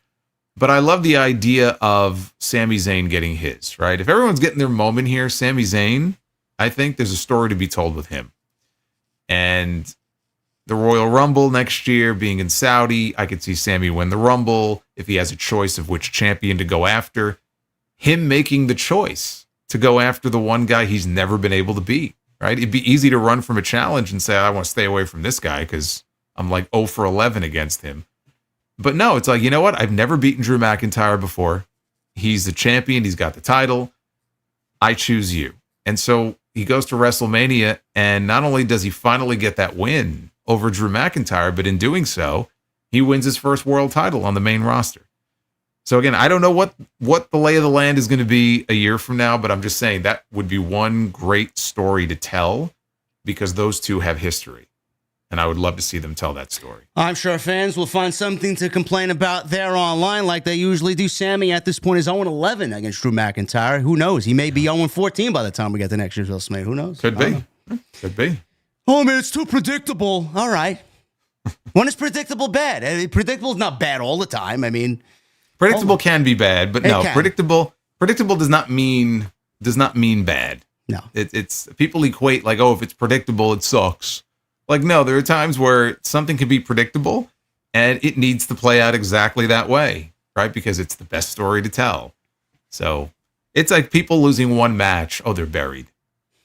They lost one match. Oh, that's it. They're done. They're buried. They lost one match. They're buried. People said that about Vinci. And as it turned out, he was buried, but he wasn't buried just because he lost the one match. It just turned out he was buried because something happened. Oh, Gunther's going to be buried by Jey Uso. I don't think that's a good move. Meanwhile, the guy's been a champion, a world champion, 90% of his main roster fucking run. You fucking kidding me? He's going to be buried by Jey Uso. He's gotten 3 wins over him. Jey Uso's like 0 for 3 against this guy. I don't know, man. People are ridiculous. How are you feeling about the WrestleMania vibe? Listen, I know the Royal Rumble, to me, I enjoyed thoroughly the Royal Rumble. I thought it was one of the better Rumbles in the last couple of years. The just overall show as well, better than what we've gotten in the last couple of years. I know we're going into the Chamber. The Chamber's been kind of low-key, in my honest opinion, kind of predictable. We see who's going to be in. We see who's not. We see who potentially could be walking out of the Chamber going into the WWE title match. Same thing for the women. How are you feeling, Jason, about the overall vibe for WrestleMania? Because the discourse now has moved on from Jey Uso and the Rumble win, McIntyre, to now, where's the excitement for WrestleMania? Where is the unpredictability? Where is what we got last year? What do you think is missing, if anything, in your opinion, is missing from this WrestleMania season? Or is it just too early to tell? We still have 2.5 months to go. Is it a case of there's no excitement? Are you worried? Or fans are just losing their mind, even though nothing really is kind of kicked into that next gear yet? I think it's the lack of Rock, honestly, if you're comparing it to last year, because think of all the excitement with all the controversy with him and Cody. And then coming out of that, we end up with the final boss, which I didn't think we were ever going to get another heel Rock run. So you can't say that didn't inject a lot of excitement and enthusiasm into the build for WrestleMania, right? And it just morphed into something that was completely different than what they originally planned. We were going to get Rock and Roman. And then all of a sudden we have 2 nights and we have a tag match on night 1 that leads into night 2, which I think was cool because just the way they threaded those 2 nights together. So we don't have anything like that this year. And that doesn't mean that it's going to be a bad WrestleMania. It just means that it doesn't feel as exciting as it did a year ago with everything that was going on. I think it's a little bit of both, where it's not so early that you can't look at the card and start to be like, oh man, this doesn't really seem all that exciting. Like, we can see where things are headed in a lot of cases. But on the other hand, I do think that it is still early enough that the card is going to change. I mean, we're just talking about Drew McIntyre against Priest, and now it may not happen, right? I mean, things still feel like they're changing, so it is still a little bit on the early side. But let's look at what we're facing here, right? We're probably, I know you feel differently, but we're probably looking at Cody and Cena. And to me, it all depends on how they approach the build with Cena. That, to me, will tell the tale of how interesting that story is. Gunther and Jey Uso, that match is official. Like, that is official. We know that match is for sure taking place. And for sure, Jey Uso is walking out World Heavyweight Champion. Jey Uso is not going into WrestleMania to go 0 for 4 against, I mean, my God, can you imagine the greatest fumbles in WrestleMania history if he goes to Mania and fucking loses again to a powerbomb from Gunther, okay? So we know where that's headed. Very, very polarizing. Some people don't think that's a main event, even though we know it's going to be night 1. I'm not even sure it's going to close the show. I'm not even sure either. People losing their mind over that. I wouldn't be surprised if it opens night 2, to be quite honest with you. I know about opening night 2, but I'm not convinced that match is necessarily going to close night 1 or any night. A lot of people comparing it to Kofi when he won the title. Kofi Kingston didn't close WrestleMania, but then again, back then it was one night, but still, it was in the middle of the card. So I'm not even sure it's going to necessarily close the first night. But we don't know. We don't know what Charlotte Flair is already doing behind the scenes. She lobbied to main event with Rhea, and granted, they put on a main event match. It was one of the best matches in the history of WWE's women's division ever. Yes. So she may end up lobbying for a main event match with Tiffany Stratton. Who the fuck knows? Well, I mean, the way I see things playing out, I think Charlotte and Tiffany is a lock. I think we're getting that for the WWE women's title. And we didn't talk about this, but we could probably talk about it now because it plays into the WrestleMania card. Rhea Ripley defending her women's world championship. I was hopeful that Io Sky would still get into the chamber by virtue of a last chance qualifier. And we found out last night that is not the case. And they're doing the match on Raw after Elimination Chamber. So I'm glad that Io is getting a title match, and I think it's going to be a great match. But I'm also like, fuck, I was hoping that she would be in that title match at WrestleMania. I still think she might be. Now, that's what I said. I think we're getting a triple threat match. Well, I was going to say, because I think very good chance that Liv Morgan wins the Elimination Chamber. And while I have no interest in seeing Rhea and Liv again, we get Rhea, Liv, and Io, I think, as a triple threat. That's a definite possibility for WrestleMania, but Bianca Belair is in the chamber. And as much as I would love to see Rhea and Io at Mania, if we end up with Rhea and Bianca, then I'm okay with it. Because to me, that's a WrestleMania match. I'm going Bianca to win the chamber. I cannot have Liv Morgan win the chamber. I think that. Well, you said triple threat also. Did you think it would be somebody else in the triple threat? No, I'm going Rhea, Bianca, Okay. Rhea, Bianca, and Io. Oh, Rhea, Bianca, and Io. Yes. See, that's not what I'm saying. What I'm saying is if it's a triple threat, it's because Liv wins the chamber and then interferes in their match and we get no winner, and then we end up with a triple threat at WrestleMania. No, I think Liv and Raquel are wrestling Bianca and Naomi at WrestleMania. Okay, but so then who wrestles Rhea? So you're saying the first match with Rhea and Io has no winner? Well. If there was a reroute, Io, Bianca, and Rhea is that's what I said last night. I think that's the case. I think they lose the championship before we get to WrestleMania. But if we don't get Bianca in the situation with Rhea and Io at WrestleMania, I do think that you may be correct with Liv Morgan. But I have no interest in that. Yeah, I have no interest. I have no interest either. No. And honestly, the tag match last night was actually surprisingly great. That was fucking great. I mean, yeah. So if they have Liv and Raquel challenging for the women's tag titles. That could be something for them to do at WrestleMania. But yeah, see, but that's one of those matches that is up in the air right now. I honestly don't know what they're going to end up doing with Rhea. Well, then you got Jade Cargill to factor in. Where's she going to fit in? Is she getting a match? Is she going to just show up at WrestleMania and figure out who attacked her then? I don't know. I mean, we don't know. We don't know. She wasn't in the Rumble. She's still not back yet. So that whole women's side of the equation is still very much up in the air. But I was surprised when they announced the EO match was going to be taking place on TV. Still a chance, though, that we get no winner in that match, and then she still gets the title match at Mania. But man, if they want to have Bianca win the Chamber, I'm okay with them doing one-on-one Rhea and Bianca. I just don't know. EO's probably in that case left to wrestle for the tag titles, which would be too bad because she's better than that. But Rhea and Bianca would be. I mean, that is a WrestleMania match right there. Yeah, I just don't see them leaving EO out in the dust without giving her a WrestleMania match. That's just the way I see it. EO is super over. I mean, EO is as over, if not more so, than Bianca right now. But part of that is also just Bianca's been featured as a tag wrestler. So they've kind of, in a way, had her on the back burner. She hasn't really had that singles run recently. So that's up in the air. You look at the rest of the WrestleMania card. Are we going to get the women's IC and US titles defended on that show? At one time, I thought maybe we would get Lyra defending against Becky Lynch. And then I saw Lyra Valkyria in her first fucking match on TV since becoming the Intercontinental Champion get pinned by Bayley. Awful. What an awful creative move. Ridiculous.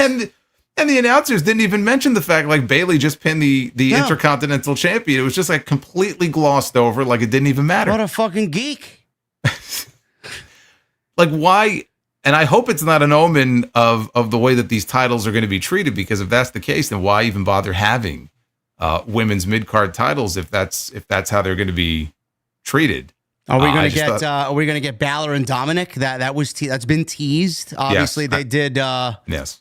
What else did they do last night? AJ and Braun Breaker. We also seen Braun Breaker and Penta. We also have Sheamus still looming around for the IC title. Who knows what's going to happen there?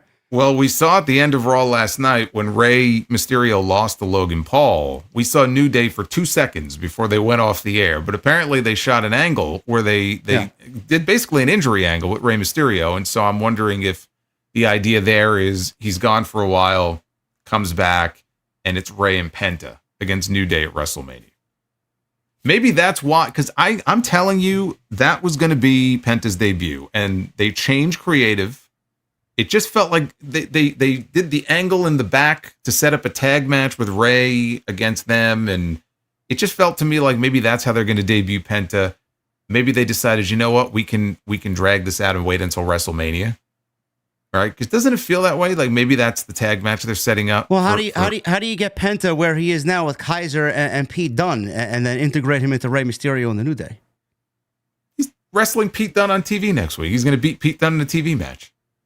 I know, but how do you get him from one situation to the next? He has nothing to do with Rey. Yet. Well, apparently he came out, if the report I saw was accurate, he did come out to try to make the save for Rey last night. Oh, did he? I didn't see that. I could have sworn that was the case. Somebody look it up and let me know. But First of all, why did they go off the other way that they did? Was it purposely they did that because it's a new of course. Okay. No, of course they did. No, they did it because they wanted the cliffhanger ending. It's ridiculous because on Netflix, and the show didn't even go a full 3 hours. You can't say, oh, we ran out of time. No. It's like, of course they had plenty of time. No, they did that on purpose because they wanted the cliffhanger ending. But it was goofy because everybody knows he got plenty of time. They could easily get to Rey and Penta. Easily. Here's how you do it. It's very simple. It was Dragon Lee who saved him. Okay. I thought it was Penta, but great. It doesn't matter. It doesn't matter because they've already done that match on TV, right? Rey's going to be out for a while. You have New Day now over these next several weeks leading into next month. I mean, Mania is still 2 months away, but they can take out each member of the LWO because each member of the LWO is going to want to stick up for Rey and what happened to him, right? They could take out Dragon Lee, do the same thing to him. Take out, Cruz del Toro, Joaquin Wilde. By the time Rey comes back, they're laughing in his face like, you got nobody. We took out all your buddies. And that's when Penta steps in. I could see that. We just saw Penta work with Rey at the beginning of the Rumble. We know they have, respect for each other. Penta says so in every interview that he does. Very, very easy to set that match up. What about they go through the New Day, or the New Day go through LWO rather, and then there's nobody left in the LWO, and Rey Mysterio brings back Big E for WrestleMania. It's Rey and Big E versus the New Day. You got to give up. You got to give that up. Okay. It's not happening. Just throwing it out there. If Big E was not a surprise in the Royal Rumble, then I don't think he's cleared. Okay. Yeah, no. I was holding out hope after the Angle in December that maybe he's secretly getting cleared, but he's not. It's pretty clear to me he's not. So that'd be cool, but no, I don't see it happening. And I should mention that suggesting this match, I am by no means suggesting that I want to see Penta join the LWO. That's not what I'm saying. Okay, that's not what I'm saying. A camaraderie between two luchadors who have mutual two respect for one another. Lucha legends, yes, joining forces to battle the New Day, to at least give New Day a match on the card, because there's another thing that Triple H, I think, has really dropped the ball on, is the New Day. Ever since this heel turn, they had so much heat. 2 months of nothing after the heel turn. Nothing. Don't know what we're doing there. Got to get them on the card, and that would be a great way to do that. So, yeah, the thing with the Mania card, it's different from last year because everything was built around the story.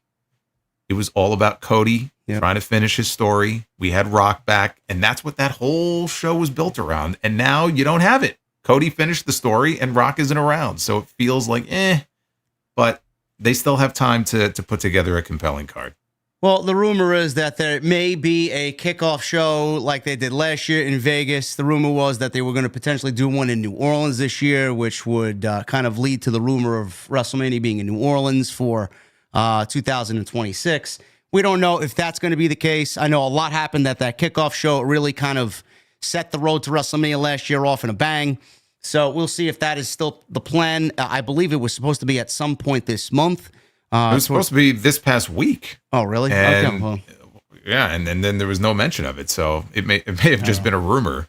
There was certainly no official announcement made that there would be a kickoff show at all this year, so I guess we'll just have to wait and see. But yeah, that's what I had seen, that maybe first or second week in February, because that's what it was last year. Yeah, during Super Bowl weekend, Yeah, and there's been no mention of it. One final WWE news and note here before we swing the discussion to AEW. This is not surprising at all. WWE talent reactions to Def Rebel themes. They are unhappy. I want to read this specific part of it because this one, I read this and I put this in a video earlier in the week, and I said to myself, how did we get here? Like, it doesn't even make any sense. So obviously this is coming from Fightful and Sean Ross Sapp. Numerous fans pointed out their frustration with the WWE music. Talent now has voiced their frustration with the music. The one thing that really kind of generated this discussion again is the Royal Rumble, where you hear the buzzer go off and this unidentifiable theme hits and you don't know who the fuck is coming out. So it's like, I imagine 60,000 fucking people. Who is that, man? I can't see. Who is it? You don't know who the fucking theme music is. Let's see CM Punk on Raw last night when Logan Paul came out. He goes, I didn't recognize you. I didn't recognize the music, he said. Even Pat McAfee said, and then he said, yeah, that's a thing around here lately. I'm like, oh, yeah, what a great way to bury your fucking music producers. So they indicated in the past that no talent that Fightful spoke to have interacted with Def Rebel producers for input on songs. Let me repeat that. Indicated in the past that no talent that Fightful spoke with have interacted with Def Rebel producers for input on songs. Beyond that, we're told by talent that several have expressed unhappiness with the quality of the themes and have made attempts to get their previous themes back. Jason, how are you a music producer or producers in this sense, as Def Rebel is a multi-man team? How are you going to produce music for an organization such as WWE and not meet with any of the talent at all to get their character, their vibe, their charisma, their attitude? How is that possible? Hold on. To be fair, I don't believe that Jim Johnston met with most of the talent either. Well, because he's talked about his process before, and he worked there for many years. And a lot of the music that we grew up on was of him and Jimmy Hart, I guess, but like his brainchild. But what he would do is he would watch the way that they would walk to the ring. He would study the way they walked to the ring. And that's how a lot of his ideas would come to his head. And then he would just be in his little studio and he would come up with stuff. So it wasn't that he was meeting with all the wrestlers. It doesn't have to be a prerequisite. I have to meet with everybody to, interview them. And, but it just feels like there is no. All right. But do you think that Def Rebel's doing that? Meeting with the talent? No, doing what Jim Johnston did. Watch and fucking observe and dissect. They may be watching and observing, and they're seeing something very different than maybe Jim Johnston would be seeing. They're putting in a very different type of effort here. It's a very low effort because a lot of this music is no good. And it's not like every single Def Rebel song is terrible. I mean, there's some wrestlers in the roster that have very catchy, like banger themes, but clearly the vast majority of them, they're not of a very high quality. And theme music is so important to the presentation of a wrestler. It can make or break. Some wrestlers are only over because of their theme music. Yeah. Right? That's happened before. So it's very important. And the fact that they interviewed a bunch of wrestlers who clearly all were of the mind like, yeah, this is not good. We've joked before about Randy Orton. When Randy Orton came back and they apparently had a brand new theme for him, and he was like, fuck that. You're not changing my music. And he has enough cachet that he was able to just keep his old song. Unfortunately, Sheamus does not, because he's been trying unsuccessfully to, he got it back for a few weeks, but he wants his old music back. And I don't know why they brought it back for 2 weeks and then it was back to some generic crap. And you would think someone like him, who's been there for 15 plus years, would have some pull when it comes to something like this. But why is there such resistance to making change? We had a report like this last year about frustrations with Def Rebel. And I thought, okay, great. There's a recognition that there's a problem here. Why are we sitting here 6 months from now and getting the same report and nothing seems to be changing? I don't know. Is there some sort of ironclad contract with them that can't be broken? Because it's not just like podcasters and just fans bitching and moaning about the music. You have talent that are admitting yeah, this is not good. What is the holdup? Why is there such a resistance to making changes here? I don't understand. How many talents did they release this week? 12, 13? Right around a dozen. And they can't release these guys? Evidently not. Maybe they don't have a backup plan. Maybe they want all their music. You know what I could see them doing to save money? They'll get rid of Def Rebel and it'll just all be AI. All the theme music will just. What do you think Def Rebel's doing? It's all AI. It sounds like it, right? But you think it can't get any worse. It's awful. I mean, every time I hear Bailey's theme, I want to fucking, I want to fucking cry. I want to curl up and fucking die inside. Role model, and then it goes into some Egyptian fucking vibe, and I don't know what the fuck it goes into. Who came up with this shit? I don't know. EO's theme. People were telling me EO. I thought EO was a CFO money theme. People tell me, Jay, do you know it's a Def Rebel? Get the fuck out of it. It's not a Def Rebel theme. Apparently it is. I'm like, all right, so they do have bangers. They do have bangers. The Anawai family, the Anawai family all have bangers. They know how to write for certain people. Well, I mean, if you're part of the bloodline, then you're guaranteed to get at least a decent theme. Look at Jey Uso, right? Some people are like, he's only an entrance, right? It's because he has a great song and everybody loves doing the entrance. But that just goes to show you how important music can be. Look at Jey Uso right now. I'm not saying that's the only reason he's over, but you can't deny that that's a big part of it, right? So if you're on the roster and you have crappy generic music and you're looking at that, you're going, man, why can't I have a song like that? Right? Bobby Roode, when he came up, glorious, right? Honestly, the song was probably more over than he was. Bro, on the main roster. That song was my ringtone for a good fucking year and a half on my phone. And it wasn't even, as I recall, it wasn't even originally meant for him, I don't think. No.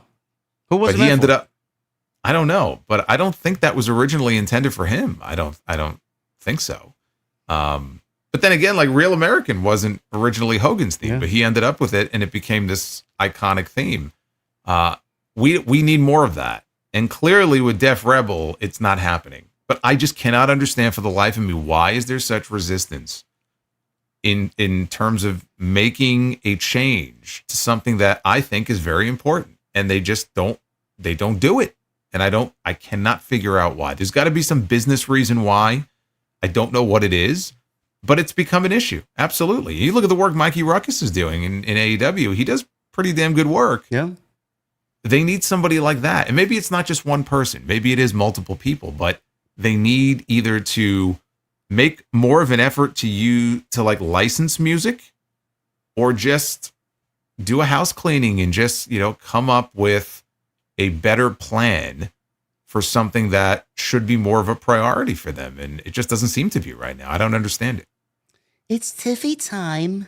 Yeah, that's how we know who's coming out. Yeah, but that gets a reaction, though. Yeah, that's one of them that gets a reaction. But yeah, I mean, the need to start like every theme with like, everybody has some kind of sound, but like Austin, it was the glass breaking. Undertaker, it's the gong. But like the Bailey one, I'll never get over that. Like, role model.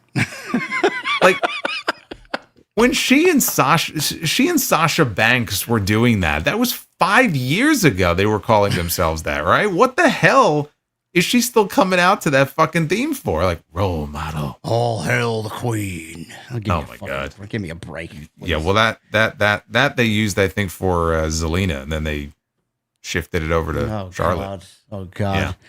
We're gonna shift gears over to AEW. Listen, what do you think? What do you think Ricky Stark's music is going to be? I was gonna ask, but everybody said he came through the crowd. Maybe he didn't even come out with a music yet. I don't know. No, I'm sure he didn't, but I'm saying, like, when he gets music, what should we expect? The revolution is televised, and there's gonna be some fucking other geek saying it, not Ricky So Starks. you mean it's not gonna start like Ricky? Ricky. They'll probably give him some fucking salsa Ricky Martin-esque theme music. His name is fucking Ricky. Oh my God. Oh man, I have to watch it back. We'll see what happens. Yes, we know Ricky Starks is on NXT now. We're gonna shift gears to AEW. I want to say we got 3,700 people in here for episode 82, the return of the monster tonight. Thank you very much. I'm seeing not 1,000 likes here. We have 716 likes with 3,700 plus in here, man. We need 1,000. So if you guys can hit that thumbs up, we'd really appreciate it. Super chats will remain open and are open. I love the energy so far. Get them on in. Jason and I will hang out with you at the end of the show as we now shift gears into the AEW side of things. Yeah. Living la vida loca. Yeah, that's what's coming. There you go. Yeah.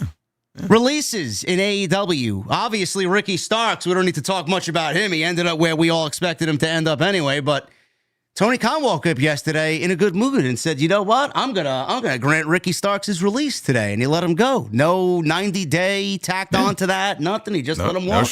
No strings attached. Nothing. I don't know what happened there, but he wasn't the only one. He wasn't the only one. So I know we do a lot of me, especially. I do a lot of negative on Tony. That's a good thing. So hopefully that leads to something as far as change. Probably not, but I mean, we got to start somewhere. Miro, well, I mean, what were you Ray saying? Phoenix may be punching the air right now. So. Yeah, I mean, hopefully we see him, released relatively soon. Maybe Wardlow as well. Keith Lee, a couple other guys there. Who knows? Well, Wardlow, I think, has been dealing with a knee. I don't know if he still is. I mean, I know he was dealing with a knee injury apparently, but he's even before that. I mean, he was a lost cause. Yeah. That it's just such a waste. So Ricky is released. No 90-day tack onto it. Miro is now gone as well. He also has no time with AEW at all. He is free and clear to do whatever he wants. And Miro, his story is he hasn't wrestled. What are you laughing at over there? He doesn't have time left at all. He didn't have time when he was signed under. He was under contract. We never saw the guy. You talk about weird situations where honestly there was probably blame to go around. We don't know. We don't know what the real story is. We don't know how difficult he was to work with. We don't know what was given to him as far as creative that he said no to. We don't know what the creative was. Maybe he was very protective over his character and AEW didn't respect that. We don't know what happened. It could be any multitude of things. If he wanted to work, he would have been working. So, I mean, I'm just saying, like, I don't buy into the fact, like, this is one of those situations where I don't think you could lay it all on Tony Khan. I do believe there was probably stuff going on, and maybe they just came to an impasse where it was difficult for them to work together. I don't know the details of it, but you can count on, it feels like you can count on one hand the number of times that we actually saw this guy work in the last like 3 or 4 years. And You can't say that about anybody else. You could definitely look at other people and say that they weren't pushed the right way, or, they're not being used the right way. He just didn't appear. Like the last time we saw him, was it the Andrade match? Andrade match at World's End, yeah. Not this past World's End, the one before that. December, 2023. Yeah. And it was a great match. And it was like, oh, what a great, kind of like a comeback for him, because we knew Andrade was leaving. But then I think he got hurt. I do think he was dealing with injuries going into the beginning of last year. There was like an elbow thing, and then there was some personal stuff in his life where I think he and he got divorced, yeah. So there was stuff that went on, but again, that was over a year ago, and we haven't seen him since. Just a very bizarre situation. So he had not wrestled since, like Jason said, World's End 2023. He had been discussed for potential career throughout the year. He's healthy and has been cleared for quite some time, says Fightful. They reported that he'd asked for his release quite a while back, was not granted it, obviously. We're told the situation had gone radio silent for quite some time before the release was made official. Miro had not been brought up creatively from what they said has been 6 months, and most everyone we spoke to in AEW had not expected to see him again. Miro signed a long-term contract extension in early 22. That could have kept him in the company until at least 26. Where does he end up, Jason? I know besides all of the laughable, him being off TV and hasn't wrestled, and then obviously him dealing with some personal issues and an injury, the one thing I think we can all agree with here is that his Redeemer gimmick, his character, was fucking great. He's on TV, he's cutting these backstage vignettes, these promos. He's just got a different vibe to him compared to everything else that we were seeing as far as the whole presentation of AEW. He stood out more so than a lot of people. He was very adequate in the ring. He's got great size. He was very over with the fan base. People wanted to see him, and that a lot of that extended from his popularity with Rusev Day, and that kind of bled into AEW. Obviously, he had to change his name, but he caught on very quickly, on fire. And now, with all the layoff and all the rumors about maybe he's difficult to work with and who knows who's to blame there, where do you see him ending up? Do you see him ending up back in WWE under the same Redeemer gimmick, continuing what he started in AEW? Does he not wrestle at all? I mean, like you said, you made a good point. I mean, if he wanted to wrestle, he'd wrestle. Maybe he just doesn't want to wrestle anymore. Does he go somewhere else? Where do you see him ending up? I mean, based on what people have been saying, I think he's been doing streaming, and I don't know what else he may be involved in outside of wrestling. I don't know. I don't know where his head is at. Like I said, it's a very bizarre situation. So I can't sit here and say, oh, yeah, of course, he'll end up back in WWE. Do I think WWE would want him back? Yes. But does he want to go back? Does he want to work?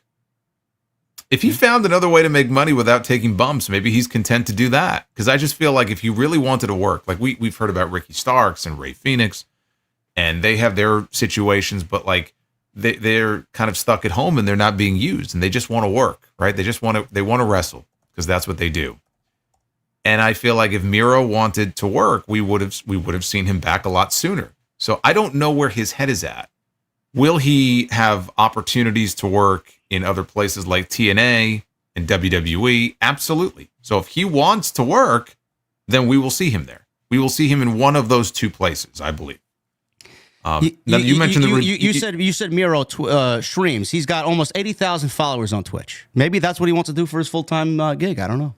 I'm saying, I don't follow his streams, but I have people tell me, yeah, he's like a gamer and he streams. So I don't know if he has sponsors and stuff like that, but if he's making money off that, he may not have to take bumps ever again. Maybe he doesn't want to, He was doing some acting too. So I don't know if he might want to get more involved in acting and stuff. So I honestly don't know where his head is at. And he hasn't given interviews. He hasn't spoken.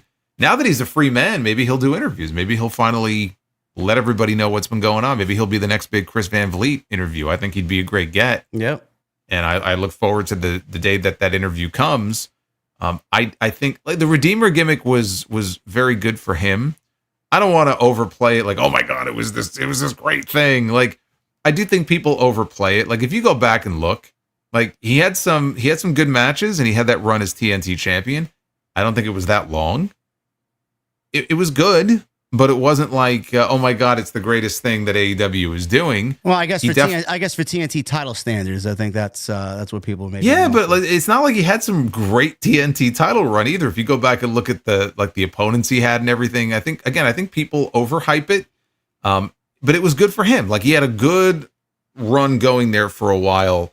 That gimmick was entertaining and it worked for him. And he talked about his hot, flexible wife and all this stuff, and it was entertaining. I think that if he goes back to WWE, he's going to be right back where he was.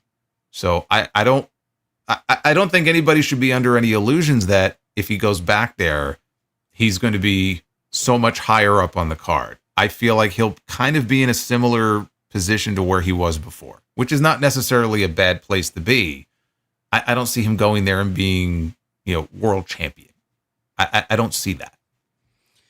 Yeah, I think I think you're correct. Again, I don't know if WWE's interested in him. I know they just brought in Ricky Starks. I guess everything we had planned to say about Ricky Starks today is all null and void because he showed up exactly where everybody expected him to show up, and we're happy for him. Good, he deserves to get out there and do what he's got to do. He's been held captive in AEW for far too long, and now he's in NXT. That's a good spot for him. We talked about that earlier in the stream, so if you guys want to go back and listen to that, we talked about that about an hour and a half ago. So we'll move on from Ricky to Malakai. He is a free agent officially. He was removed from the roster page on Monday morning, and then it became apparent that the news came out he was a free man as well. His contract has expired. Malakai was with AEW for a few years and didn't really amount to much of anything. I mean, the most notable thing that he did was his feud with Cody Rhodes. They put him over Cody Rhodes. He made a huge splash on his debut night in Miami several years ago. The House of Black was a promising group, never really got started or never really got going anywhere. And then the rumor, we talked about this a few weeks ago right here on the show, Jason, Malakai and the injuries that he had accumulated, the rumors about why he doesn't work singles matches. He went on publicly on Instagram to say, listen, I'm good. It's not up to me where I wrestle, who I wrestle, and what capacity I wrestle. Tony made a fucking thing about it at a post-show media scrum saying, Malakai signed till 2027. I mean, because everybody wanted to kind of start piecing the Triple H regime together with all the people that he lost because Vince fired them, and Malakai was one of those names. And Tony to finally said, nope, he's with me. Adam Cole's with me to 27. Malakai's with me to 27. So Malakai now is free and clear to go wherever he wants. We all expect him to be back in WWE. I say SmackDown because that's where his wife is going to be. But how do you feel about him? Do you think it's going to be any different this go around for him in WWE? I know we talked about this being potentially the last run for him potentially as far as a top tier guy. I know they see him as a top tier guy. How do you feel he's going to do if he ends up going back to WWE? Well, I have a different opinion of him than I do of Miro because I think that Black still has top star potential. And the only person in any of these big promotions who has got it with how to really utilize this guy and present him is the guy who just so happens to be the head of creative right now for WWE. Triple H did very well by him during the Black and Gold era. And I think if they go back to that playbook, the Aleister Black playbook, same music would be great. I don't know what the music situation would be as far as retaining the old theme. And if they'd be no, thank you to Def Rebel. Yeah, no, we would love to go back to the old theme. But like just the way that he was presented back then, he could be money. And so I don't want to see him like the fucking, the crypt keeper coming up with the creaky noises and the caskets and all that. Like we don't need the sound effects. We don't need all that nonsense. Clearly Triple H has demonstrated in the past that he knows how to present this guy. He could be a world champion. He could be in that realm for them on either brand. And I agree, he's more likely to end up on SmackDown, although I think he and Zelina, I think they may have a school or something called the Dark Arts. And I don't know, Chad Gable's been talking about the Dark Arts, and he's gone off to talk. He's talking about the Dark Arts of Lucha Libre. Again, maybe there's no connection there. It just makes me wonder if there might be a Malakai connection to that in some way. I thought there was a connection too. I mentioned it last night and the week before that too. Yeah, so, but again, if he's on SmackDown, Gable's on Raw, So I don't know. Maybe it's just a coincidence. But unlike Miro, I think that he could be a champion one day. I think that, provided he could stay healthy, I think Triple H knows what this man can do because he was right there. He saw it. He booked him and helped come up with creative for him in NXT. And I know that was many years ago, but it doesn't mean that you can't do the same thing now. Now imagine him going in there and working with a Drew McIntyre. Him going in there and working with CM Punk, Seth Rollins, any of these guys. Like, he would fit like a glove. But it's just a matter of waiting to see. I mean, it's easy to say, but Triple H has had the chance to do things with people that he's used in NXT before, and he has failed many of them. So I would certainly hope he recognizes what he has in Malakai, but I think he could do big things in WWE. I think so too. I think a United States title picture with him in it is better. Intercontinental title picture with him is better. The chat's got to bring back the fabled fight me type Aleister Black. Sat in a room, baby. He sat in a room for 6 weeks. Fight me. I dare you. Like he's fucking Christian Bale. As he's interrogating the Joker at the fucking Gotham police station. Get him the bat suit. Oh my God, man. Yeah, I'm looking forward to that. So those are the three big names that are no longer with AEW. Good on Tony Khan for owning up to the facts. He waited a little bit too long. I don't know why he waited as long as he did, but I'm sure he's got his reasons. Is this the end, Jason? Do you see any more names that are, for lack of a better term, held captive in Guantanamo Bay that you want to see or potentially see getting let go because Tony wakes up one morning and says, you know what? It's better for me to just cut my losses. There's a couple of people on that roster. Do you think this is going to facilitate any change in the way that they look at things? I hope so. I mean, anybody that he just doesn't plan on using, there's no need for them to be there. Yeah.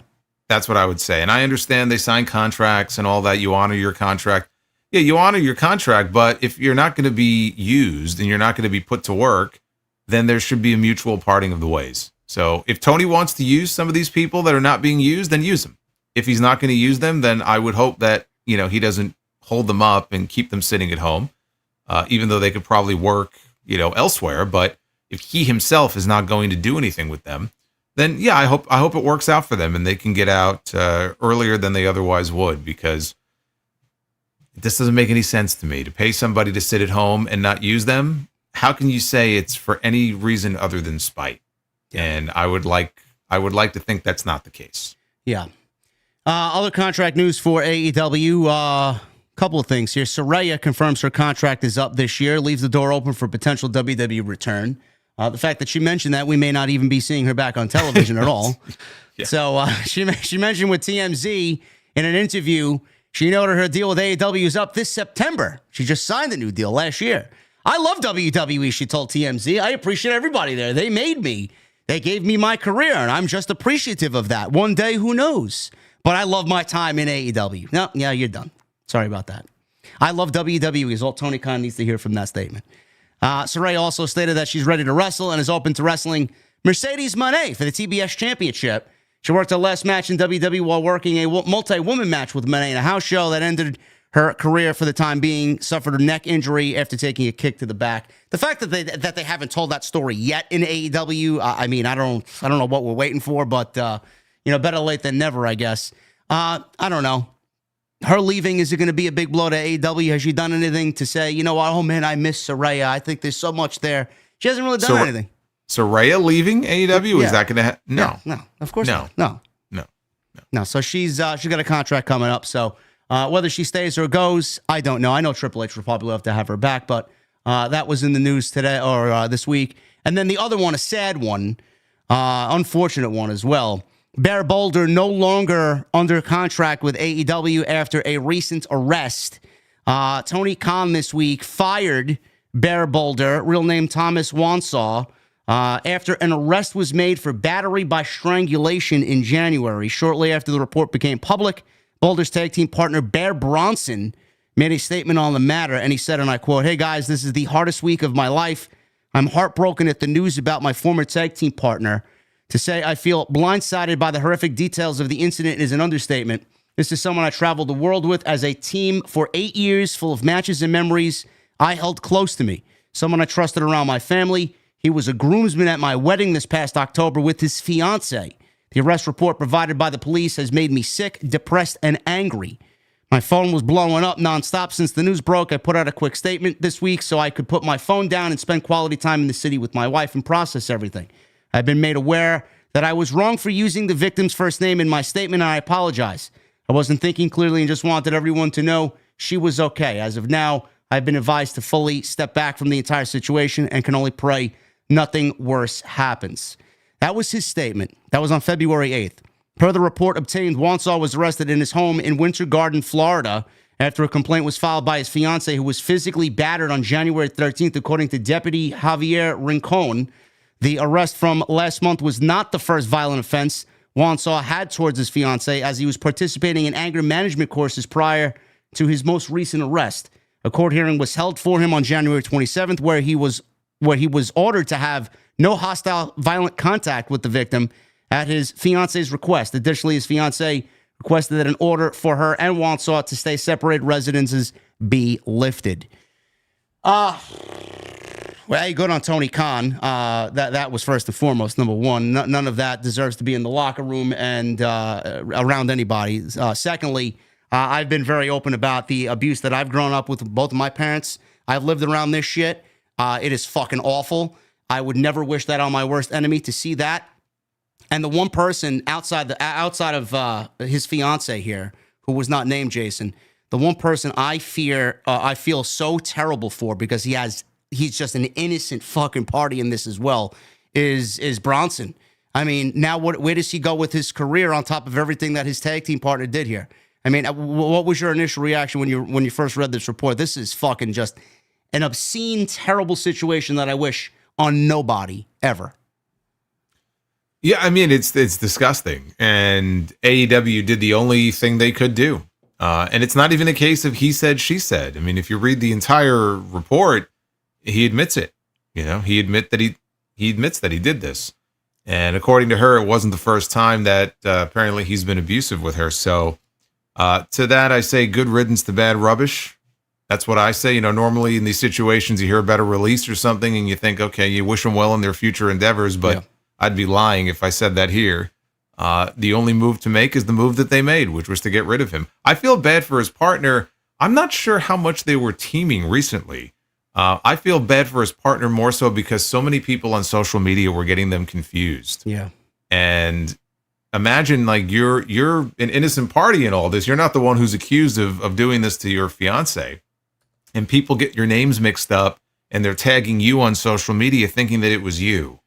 And so that's why part of the reason why he said the things he said in that statement, because at one point he said, look, my name is, Bronze. Like, he's making it very clear, like, I'm not him.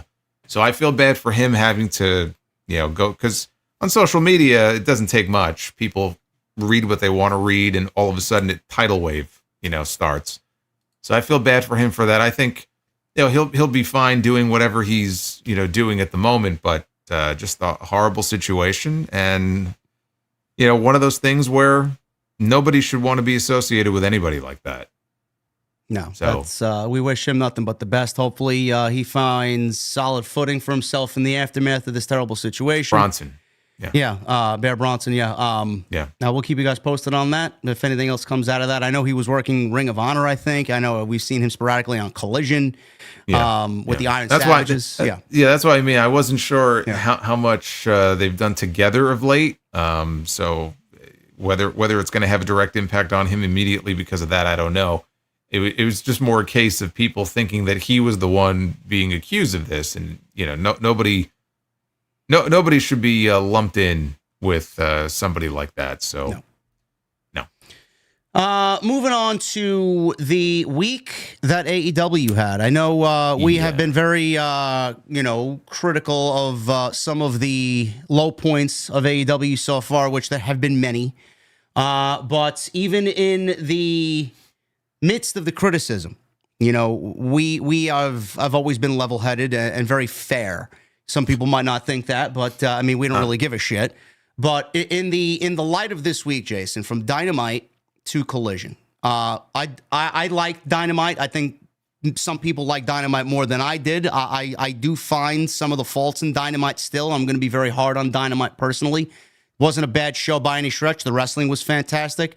I just wish there was something for me to kind of sink my teeth into a little bit more. I don't really feel like the stories are there for me to just emotionally invest in. I just feel like it's just 2 hours and that's it. I don't really look forward to watching it the next week.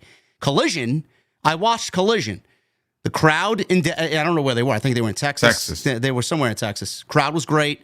The energy was great. It was just different than Dynamite. It was a little bit more amped up. I thought the in-ring was great. The Tony Storm segment was great. The main event with Briscoe and Fletcher was great. The Harley Cameron Mercedes segment was great. I'm like, all right, this Collision was really fucking good. I enjoyed Collision more than I did Dynamite. This was probably the best week of AEW television in 2025. I don't see it being the change that the company needs. I don't really get the feeling that the feeling is getting restored, like the sickos say, but we got to start somewhere. I hope that they can keep it up. I know you were very vocal that you enjoyed Dynamite. I don't know if you saw Collision. What did you think of this week's AEW TV? Yeah, I mean, I saw both, and I enjoyed both shows. I thought Dynamite was really good, and I thought Collision was also really good in a different way, though, because you do have different people featured on Collision who are not typically or, not always featured on Dynamite. So I thought both shows hit the mark this week.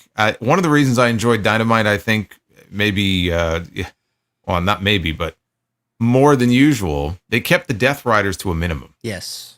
They kept them to the opening segment, and the opening segment was inoffensive. There was nothing wrong with it, but they weren't all over the show. They didn't do some nonsense with them, at the end or anything like that. They kept it brief. They kept it to the beginning, and then they moved on. And there was no Jeff Jarrett. And there was no Jeff Jarrett as well. Yeah, that certainly helps. But they ended with Ricochet and Swerve Strickland, who I thought had a good match. It felt like the first match. So it didn't feel like, let's go balls out here. Like, it was good, but it felt like, okay, this is the first in what's going to be at least two. And I thought it was a clever finish, with him putting his hands up as Swerve came off with a stomp and he gave him a low blow. Was it an accident? Was it on purpose? And then he beat him. He beat a former AEW world champion, and he steals the embassy robe that Prince Nana, it's Prince Nana's robe, but we see Swerve come out with it for his big matches. And so he steals the robe and he puts it on and he leaves. And then they shot that angle at the Defy wrestling show the other night. So I like the way that storyline kind of bleeds over into another promotion. Obviously, Swerve has made many appearances in Defy over the years. So I enjoyed that as well. So I think Ricochet, a lot of people, and I know you did as well, a lot of people have, criticized what are they doing, like at the beginning anyway, what are they doing with Ricochet? And he's looking like a geek. And so many people bitched about him being, draped in toilet paper. If you go back to World's End and that shot of him standing there. And I said, as long as he comes out on Dynamite and he's like a crazed psycho to get revenge, like I see where they're going and like that could work. And that's what they did. And ever since then, Ricochet, he still gets a lot of heat. A lot of people don't like him. They like booing him, but like this is the character now that he's playing. This is his gimmick and it works for him, And so he's got something going that to me is more interesting than just babyface Ricochet, going out there and having flashy matches. Well, he needed something to differentiate himself from the WWE side because, like, you and I talked about this individually and definitely on this show. I mean, he walks into AEW, there's like fucking 1,000 Ricochets. Like, who is he? Yeah. Well, in WWE, he was going to stand. His in-ring style was going to make him stand out more. Yeah. In AEW, not so much because there are so many people, and not just like they have the Lucha Libre talent. Just there's so many talents who are doing these spectacular moves and having these spectacular matches.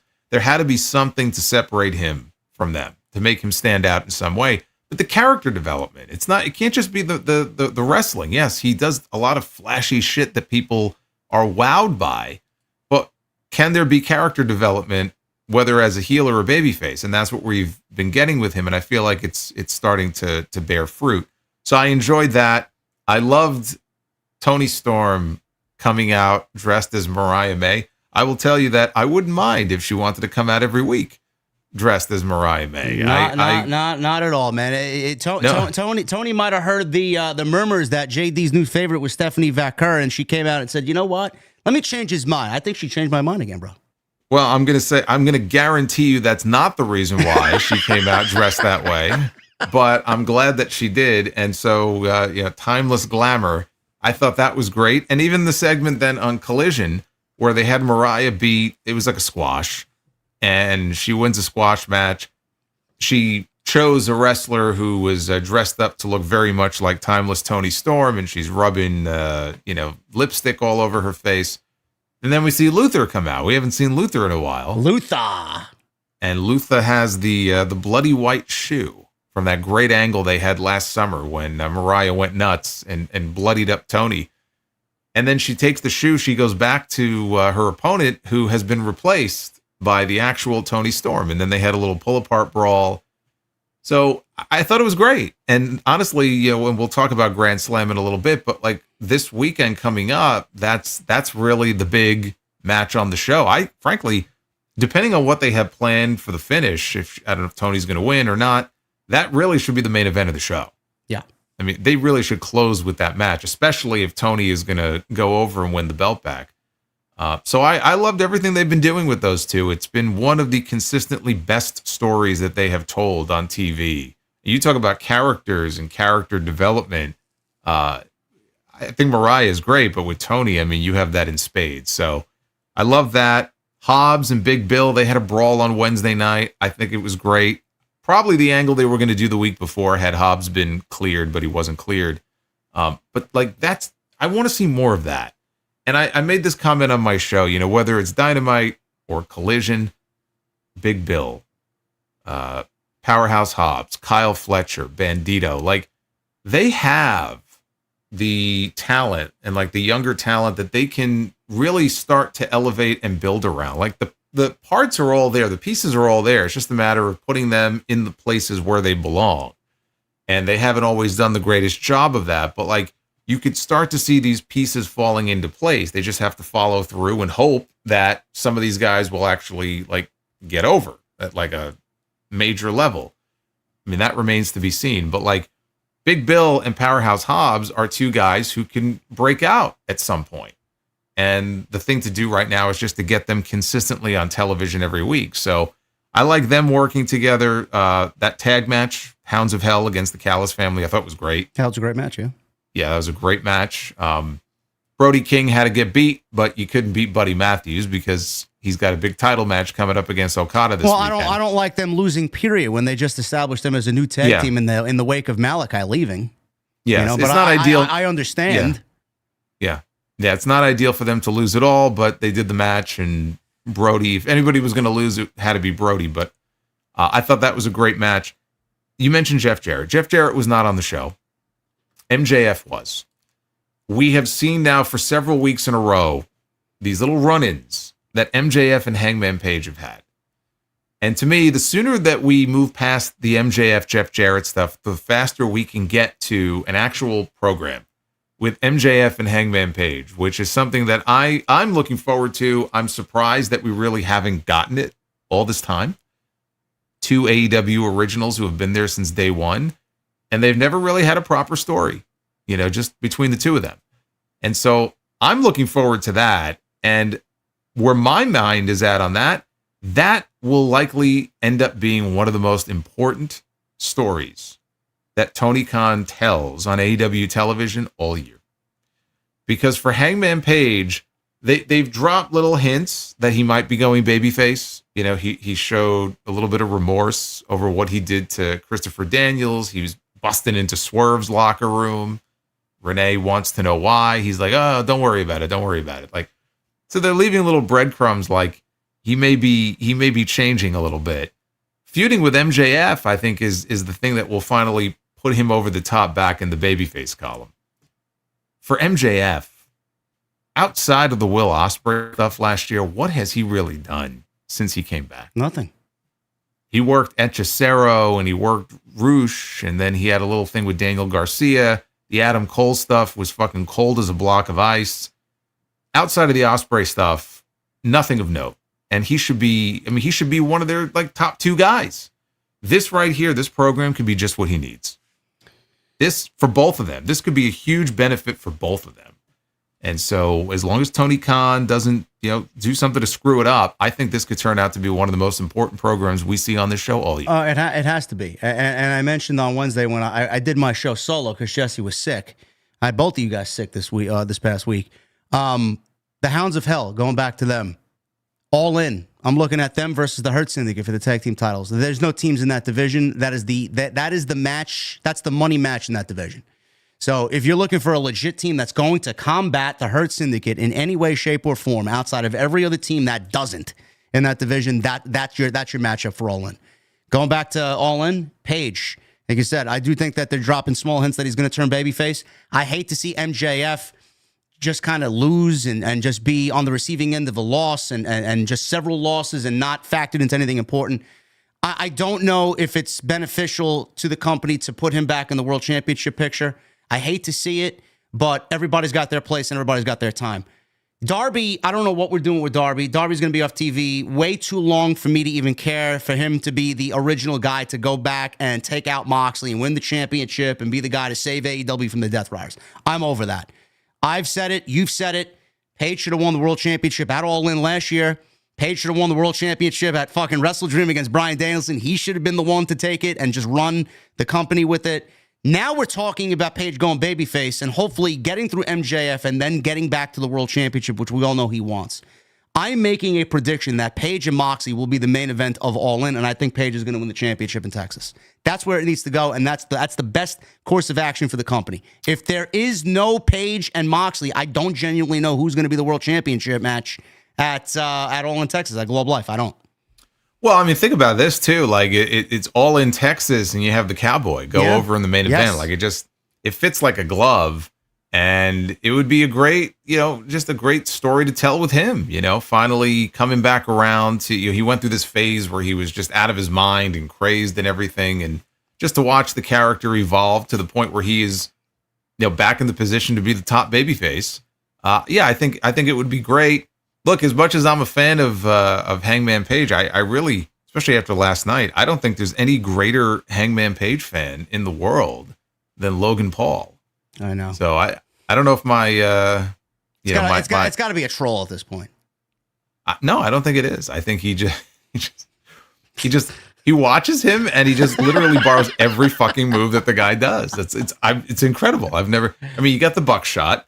But like when he did that, the fall away slam moonsault off the top rope, I'm like, holy shit! Like he really loves Hangman, So, but why not? I think Hangman is great, and with him, some of the best stories that have been told in the 5 years of AEW, honestly, especially that story with him and Omega, have involved Hangman. Yeah. So yeah, it would be appropriate if he can find his way as the character continues to evolve. If he finds his way into that All In main event, because like you said, Darby's going to be gone for a while, and we don't know what's going to happen with that mountain climb. So you can't just wait for Darby to come back. I'm not enamored with keeping the belt on Moxley though until July. I know. That's the only thing. I can't just stomach the idea of just dragging this whole Death Riders thing out until July. It just makes me who else sick. is there? I mean, we got, I thought it was going to be Jay White at Grand Slam. We'll talk about Grand Slam in a second, then we'll end with that. I thought it was going to be Jay White. Then we got Adam Copeland at Revolution. Christian Cage still has the contract. I do think he fails in that match with Copeland and Moxley. I don't think Copeland wins the championship. I think Moxley survives that. Who he wrestles at Double or Nothing, I have no idea.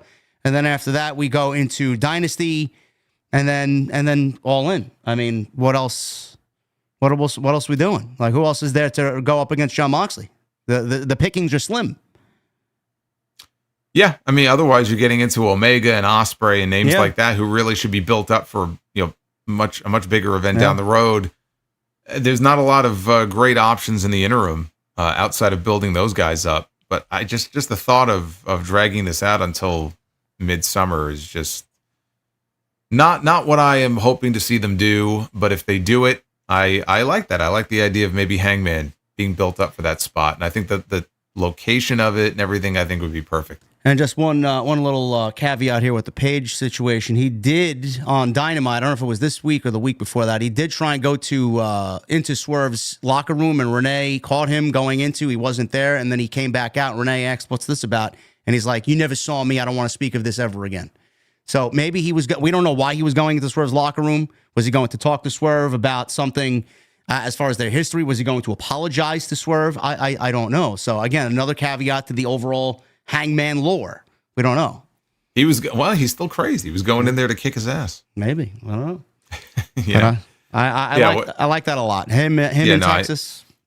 That's a good idea. I like that idea too. Yeah. And the other thing I'll just mention from Collision was Bandito's return. Yes. Because Bandito's been through the ringer, man. I mean, he broke his wrist. That was 2 years ago. And I don't know if it was a botched operation or he just didn't heal properly, but then he thought he was coming back and his wrist didn't heal right. And he had to have a second surgery. So then he was out longer. Then he finally comes back. He does one move, does a springboard into the ring, smacks the back of his head on the mat. This was with Jericho in the learning tree and gets concussed. It's like this guy can't catch a break. No. So he was back on Collision. He had that match with Brian Keith. They were in Texas, which is where Brian Keith is from. But, Bandito got both guys did. But, Bandito got a hell of a reaction. But that's not new. Like, before he got hurt, Bandito would go out there. And again, this is not somebody who's out there expressing himself with his face. He's got a mask on, right? Yeah, but he's fucking cool looking, though. But he's got this, he still has this charisma about him. And even before he got hurt, like, he had a knack for going out there and the crowds would be on their feet, like midway through the match. So he's great. And they had a great match on Saturday night. I love that standoff where they were back to back and they kind of looked at each other and nodded. And then they did the 10 paces to the corner and they turn around and then they collide with the flying boot in the middle of the ring. So I thought all that was great. And like you said, the main event with Fletcher and Briscoe, that was a rematch from the Continental Classic. Briscoe had beaten him. And so Kyle Fletcher got his win back. And the Harley Cameron concert. And Harley Cameron is another one who she really maximizes her minutes, as they say. So when she's on screen, like she's got a great personality for TV. And everything she does is very entertaining. So again, the pieces are all there. It's just a matter of putting them in place. This was a great week as far as AEW television. I hope it can continue into this week. We do have a big show coming up this Saturday night that I know we're going to get into now. Yes, we'll end with this. By the way, you forgot on Collision, the most important thing that happened on Collision, you failed to mention, the return of Hologram. Well, I was going to leave that to you because I know that you were very excited about the return of Hologram. Gimmick infringement is Hologram. And the crowd went crazy for that too, by the way. But I think, was it Meltzer? Somebody made the comment, like, wish they could bottle up that Texas crowd and bring them on the road everywhere with them because they were hot for almost everything on that show, which has not been the case with a lot of the AEW shows. No, when Moxley's music hits, it's like fucking death in the arena. Nobody gives a fuck. There's silence. It's like a morgue. That's why they're the Death Riders. I guess so. It's taken to be that literal. Yeah. Grand Slam is this Saturday at what time is it? After the NBA festivities on Saturday night? Whenever the NBA All-Star festivities come to an end. Okay. Tony Khan says AEW Grand Slam was always planned to be a TV event. I call bullshit. I don't think that's the case at all. Before we get into the predictions here. Yes, but it's important to note they never actually announced it as a pay-per-view. There are people who think, oh, you said it was going to be a pay-per-view. They actually never said it was going to be a pay-per-view until a few days ago on their fucking Twitter page where they actually said it was going to be a pay-per-view. They ousted themselves. They outed themselves too. Yes. Said ousted. Whatever. Ousted, outed, whatever. They fucked up. This is basically what they did. So did you. Yeah. I'm just pointing it out. But yes, they had scheduled a tweet that they forgot was scheduled. That's what yes, happened. They were hyping the event and said, can't wait for Grand Slam Australia on PPV this weekend. And then within a few minutes after they got called out, they edited the tweet. But like when the event was first announced, if you go back and watch the first commercial for it, like it was never advertised as a pay-per-view. But there's an expectation when you book a 50,000 seat stadium, as they did originally, right? 50,000 seat stadium, that this is going to be a big show. And the problem isn't so much that they announced it would be a pay-per-view, because they didn't. It was that at no point did they bother clarifying what it was going to be. So they allowed people to just assume. Honestly, I would have assumed the same thing. oh, this is going to be a pay-per-view. They never clarified, even in November, when they were forced to move to a smaller building because they couldn't sell enough tickets. And Tony Khan was asked, is this going to be a pay-per-view? Like, he was asked the question. His answer was, well, if to do this as a conventional pay-per-view would be difficult, time zone difference and all that. He never came out and said, no, it's not going to be a pay-per-view. And so it lingered, and people just assumed, oh, is it going to be a pay-per-view? Is it going to be a TV event? And that's honestly the biggest issue here, is that it's the lack of clarity and transparency every step of the way has created a situation where the planning and the organization and everything when it comes to this event has been a fucking fiasco. To now we have people going on Reddit and social media complaining that they bought tickets to a stadium show that now is not a stadium show, and they've in some cases tried to get refunds and were told no refunds are being offered, which is probably an issue with the ticket vendor, but boy, that makes AEW look real bad. People were paying upwards towards $5,000 on flight accommodations and everything to attend the collision. The price, what ended up being basically a glorified collision. But like, there are people who's like, the ticket prices were just in some cases ridiculous. And the idea that if there are people who want refunds and they're not being offered it because, well, the tickets are comparable, in value or whatever nonsense excuse that they're giving, it's complete bullshit. And those people have every right to be upset. And so that's where a lot of the fan outrage this week came from, because there was that one Reddit thread. And then from that spawned all these other messages. Oh, I'm in the same boat, or I bought tickets and I feel misled. It all goes back to communication. I don't understand why Tony Khan didn't come out by November and just say, no, this is not going to be a conventional pay-per-view. We will have more details about, the time and where you can watch it and everything, but he didn't do that. So they allowed the problem to fester, and that's why you have so many people thinking that they were misled. I can understand why they would be upset. If they sold, the Brisbane Suncorp Stadium fits, 52,000 people? If they sold 30 to 35,000 tickets for that show, it would have absolutely been on pay-per-view. No doubt about it. Well, that's the thing. Yeah, I don't believe for a second that when they conceived of this event, it was always going to be a TV special. Yeah.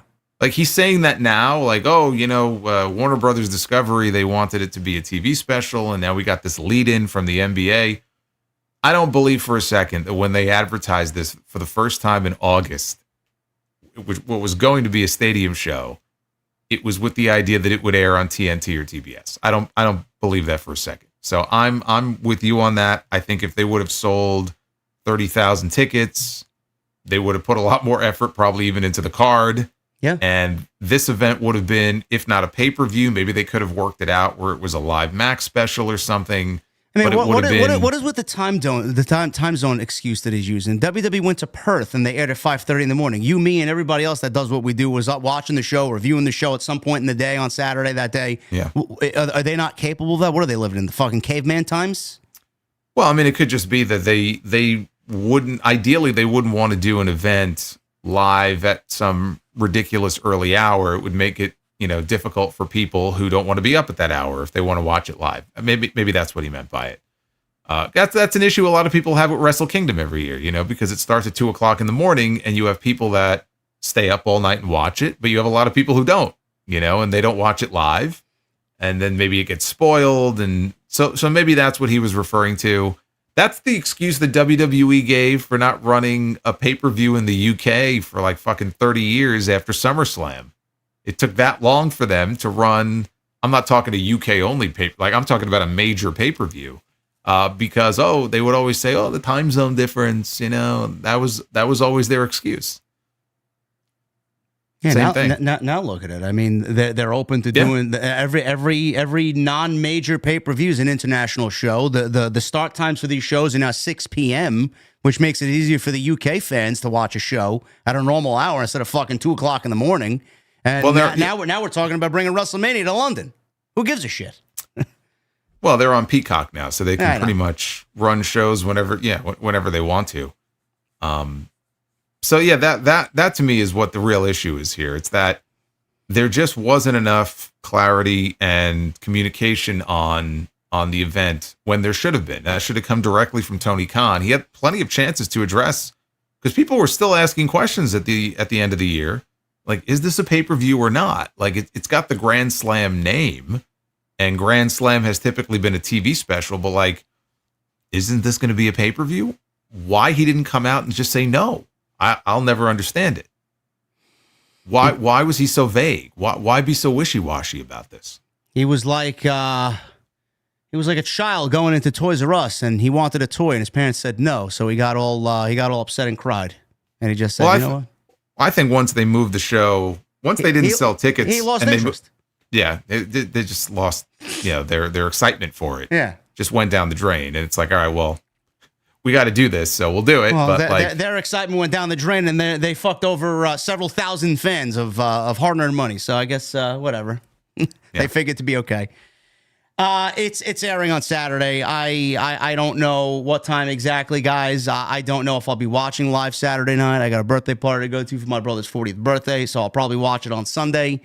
I don't know what this guy's doing for it. He'll probably review it on the Sound Off on Sunday. So we will catch up with it. We'll probably talk about it on next week's TNT. But quickly, before we get to the Super Chats, we'll run through the card here. Mariah May, Toni Storm, AEW Women's World Championship. I'm going to make a bold prediction here and say, A, this is not main eventing the show. B, Mariah wins by disqualification. C, we get the rematch at Revolution and Toni wins it there. Yeah, I don't see a title change here. So I'm going with Mariah May. Okay. Adam Copeland, Switchblade Jay White versus Jon Moxley and Claudio in a Brisbane brawl.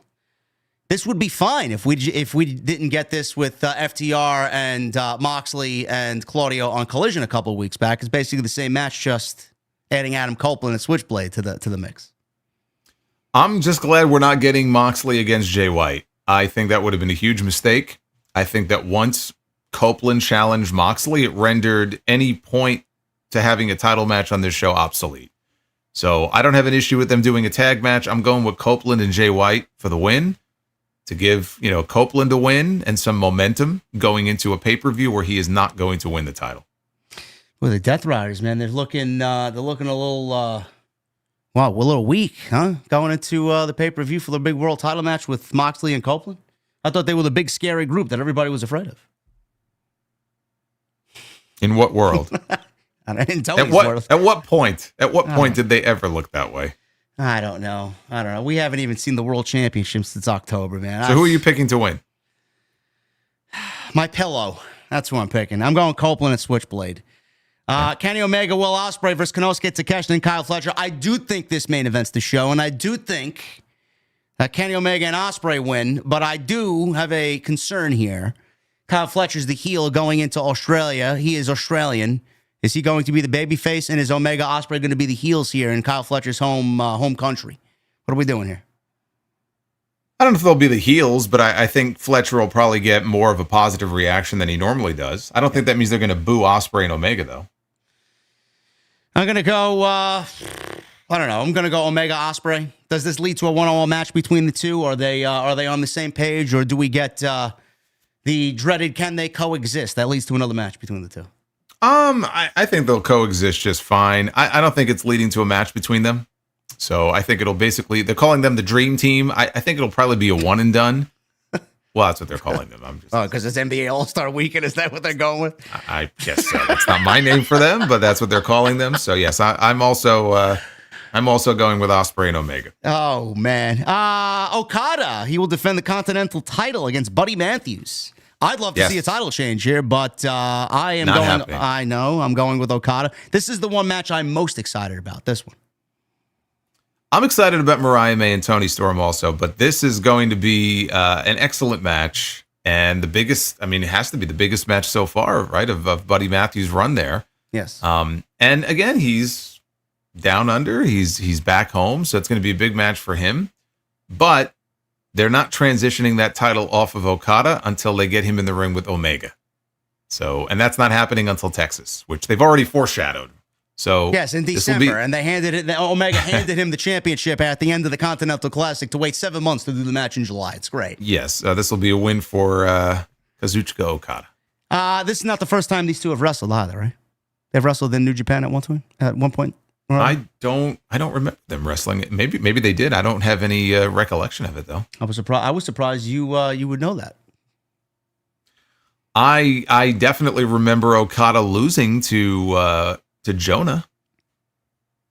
That I do remember, yes. But I don't recall him and Buddy Matthews. So. All right, chat. Have Buddy Matthews and Okada wrestled before? Someone find out for me. Yeah, I don't know. I don't remember. But we have one more title match, which is Mercedes Moné. Yes. Mercedes is coming to HOG on March 15th. Moné Talks.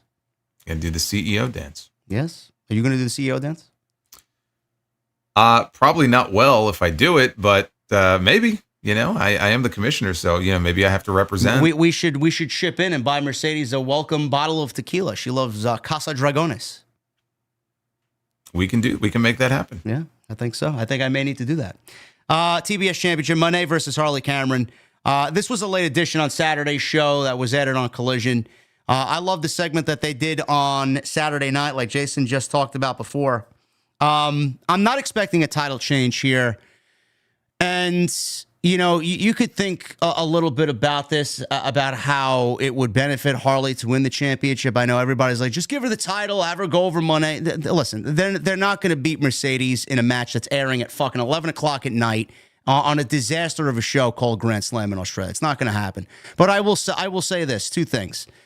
If they want to make a new star, great. I would love to see it. It's not going to happen. But I do think with the work that Harley has put in with Mercedes, the segments that she's been given, like Jason said before, the TV time that she's just fucking excelled at, the minutes that she's been given and just have made the most of, she's going to end up winning anyway, even though she's going to lose this match. So she's a winner in the end anyway because she's a bigger star for working with Mercedes, even in a losing effort.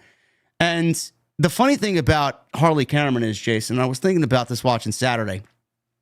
We mentioned and criticized AEW for not, going the character route and not developing characters, and it's all pro wrestling and very little character work. I don't know if Harley was a fucking happy accident for AEW. I don't know if they realized the talent that she really possessed. I don't know if it was just, the TV time that she's been given has made them look fucking stupid because she's a star and has so much ability and charisma and all this great shit. What do you think of like the development of Harley? Is it something that AEW really needs to look at and say, character work works? Look at what we've done with Harley Cameron. We should be doing this with several other people. Ricochet's developing a character for himself. Hopefully it starts to spread to other people on the roster as well. Is it a happy accident and they didn't know what they had in Harley, or is it just Harley is that fucking good? Well, I take issue with the question in this way, because I've seen that same criticism. I don't think it's an issue where they didn't know how to develop characters. They've developed tons of characters on this show. They maybe haven't done enough of it, and maybe some of the stories they've told have not always been compelling, but they've been. I don't see how you can think back to the first couple of years of this company and, for example, the Hangman Page character and his whole story arc, which is still one of the greatest stories they've ever told, and say that this is a company that either doesn't or doesn't know how to create characters and tell stories through characters. They do. They've done it before. Maybe they don't do it enough, or maybe some of the characters don't stick. So they can definitely, you can point to examples where they've done it before. Harley, I think, is maybe more of a happy accident, where I remember like when I first saw her, what was she doing, right? She was the crazy one, and I remember she was with that QT Marshall group. I think that's how they introduced her. She was like a secretary, yeah. Yeah, and so like a bit part. And I doubt anybody at that point knew, the full range of talent that she had, because she wrestles and she's a musician and she's a ventriloquist. Like she's got all these different talents. And I think in many ways it probably was a happy accident. And the more we started to see of her, the more that I certainly felt like, okay, she's someone we need to see more of on TV. And to his credit, we are seeing her. We're seeing her on pretty much every show now. It might only be a little segment here and there, but that's how you slowly try to create stars, right? You get them more and more television time and develop their characters. So Mercedes is not losing the title. And I think it would be a mistake for her to lose the title, because Harley Cameron, before she got this match, she won one match in her entire career. She beat Taya Valkyrie. Now, maybe since then, I think she may have won one more, but she won one match. You're going to put the TBS title on somebody who won one match in her career? No, if you want to really tell a good story with Harley Cameron, she has a great showing here. She loses. If you wanted to, you could actually have Mercedes drop the TBS title to her, but later in the year. Now, I'm not saying I think that's the best idea, because I kind of feel like by the time we get to Double or Nothing, it's going to be a year. And I feel like, okay, it's probably time to get that title off of her and on somebody else. Like, she's got to put somebody else over now. But you go long-term with Harley. This is not a short-term, put the title on her kind of thing, right? You've got something in her. She can be a great sympathetic babyface. Build her up over these next 6 months to where when we get to All In or All Out, she can win maybe a TBS title or something like that. That's the way to go with Harley Cameron. Putting a title on her here because they're in Australia would be, I think, completely counterproductive. But it's a big moment for her just having a match on the show, because she won one match before she got this title match. Yeah, I agree with you. Mercedes is one of the best wrestlers at what she does in her division, in this company, in the world. She is just fucking, by far and away, one of the best female wrestlers in the entire world. She's only had one bad match. I mean, one. Yeah, and I mean, the work that she's done lately has been impeccable, and she's back to top form. And if you don't agree with that, then you're watching the wrong fucking show. I don't know what you're watching. Like Jason said, you know, she has a true opportunity to make a difference, where right now I feel like she hasn't really had that difference maker feel. And that's just my opinion on the matter. She has great matches. She's a huge commodity to any company she's with. But for her to come in and not have that statement yet, I'm not only disappointed, but I expected the division to be further along than it is. It is. They have a great division, but to make a difference, this is where she's going to show her worth. If she can put over Harley at the you know, I don't know, around September, October-ish, maybe later in the year, that would be the biggest statement for her in the entire time she's with AEW. And I do believe that could be a game plan. Harley doesn't even need to hold the title long. Have it be a month or so, a couple weeks, pass it on to Megan Bayne, put somebody else over, whatever the case may be. I feel like that's the right way to go about it. I 100% agree. Yeah, and again, a lot of people had high hopes for, you know, the first match between Mercedes and Dr. Britt Baker, and that ended up being the worst match that Mercedes has had so far in this AEW run. For whatever reason, they just didn't gel, and it was one of the weak points of that All-In show. But every other time she's in the ring, she has at least a good match. In some cases, she's had great matches. Look at the matches with Chris Statlander. So she's an asset to the division in that way. At some point, she will have to drop the title and put somebody else over, whether that's Harley, whether that's Jamie Hayter, whether that's somebody we're not thinking of. Maybe Athena eventually gets, I know it's a joke, but maybe Athena eventually makes her way to the AEW roster. Whoever it is, it's just a matter of, you know, finding that right moment. This is not the right time, though, to take that title off of her. No. So that is everything we got for you on this episode 82. Thank you guys very much. We're going to get into your super chats in just a second. Quickly, I want to make sure you guys are aware. If you want to follow Jason on social media and on YouTube, all of his info is down in the description below. Make sure you go check that out. Hit that thumbs up. We got 1,300 likes. Love to see it. Super chats will remain open until we finish.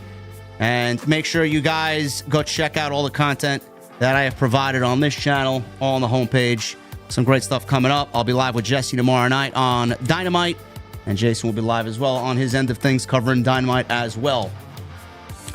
Let's get into the super chats here. Gabriel starts us off with JD Grand Slam on Wikipedia has on the card Mercedes versus Harley with Saraya, basically telling us that Saraya is back to end Monet's reign at Revolution. I don't know where you get that from and why you took that from Wikipedia when everybody has access to change whatever is on Wikipedia, but it could be. I'm not really holding that to anything, really, Gabriel. Yeah, but even if that were the case, like Saraya ain't going to be the one taking that title from Mercedes. No.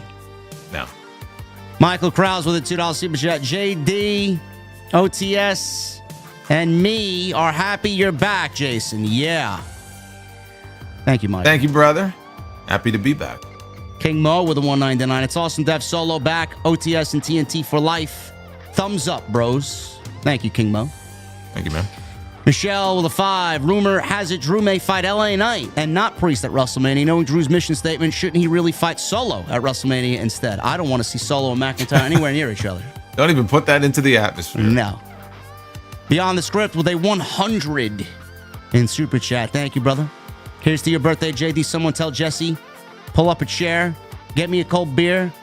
That's not Hogan's beer, real American beer. I don't like any tacos. Hold the food. Let's get this party started. And for some reason, I had to do a two-step 50, but here is the full 100 for your birthday. I appreciate you Beyond the Script. Thank you, brother. Hope all is well with you and yours. Sidro, 29 months. What's a spider's New Year's resolution? Spend less time on the web.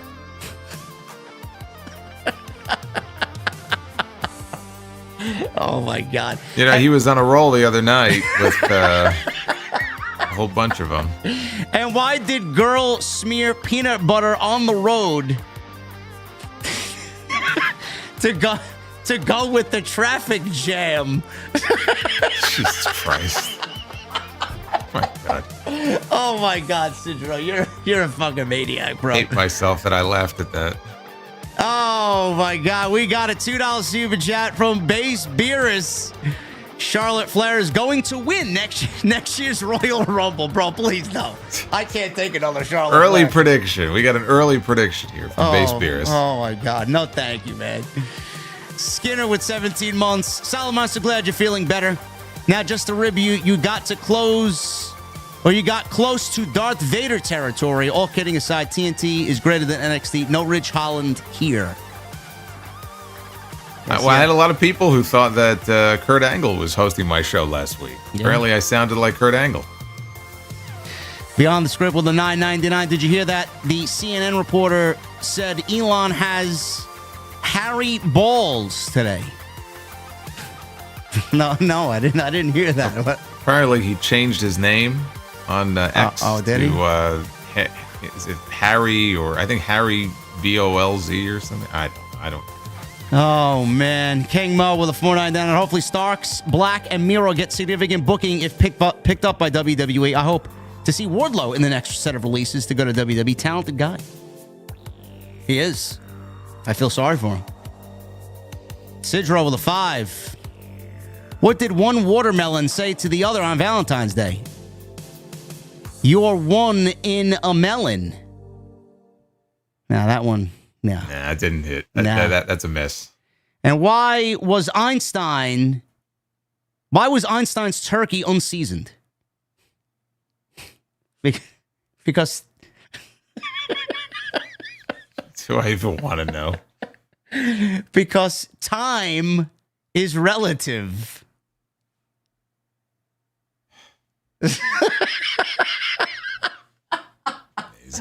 Oh, man, Sidra, I don't know, bro. I don't know what you're on, man. That was a good one. I'll give you that one.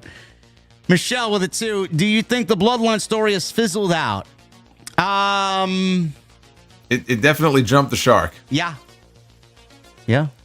Just give us Roman and Rock and call it an end.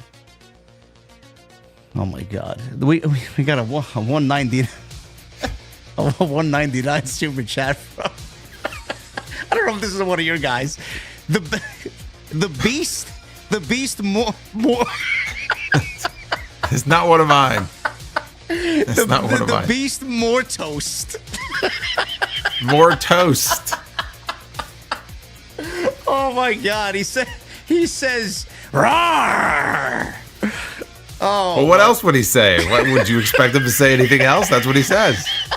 He's sitting in the restaurant and he wants more toast. That's how he asks for it. He goes, oh my God, man, you guys are fucking crazy, man. Johnny Boy Vaccaro with a $5 super chat. Happy to see Solo back healthy. Who do you guys predict Wyatt Six to feud with on SmackDown? SmackDown doesn't have a legit faction other than the Bloodline. There you go, the Bloodline. What a feud that's going to be. Listen, Wyatt and Roman were fucking dueling rivals. Well, they do.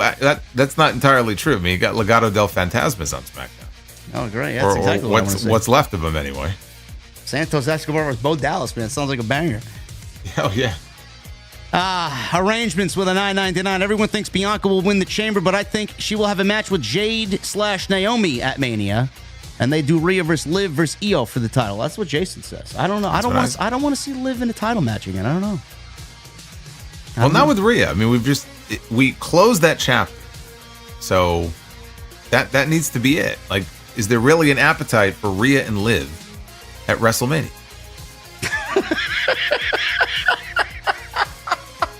Oh no! Oh no! We got a $4.99, or actually $1.99 from the Beast Mortoast.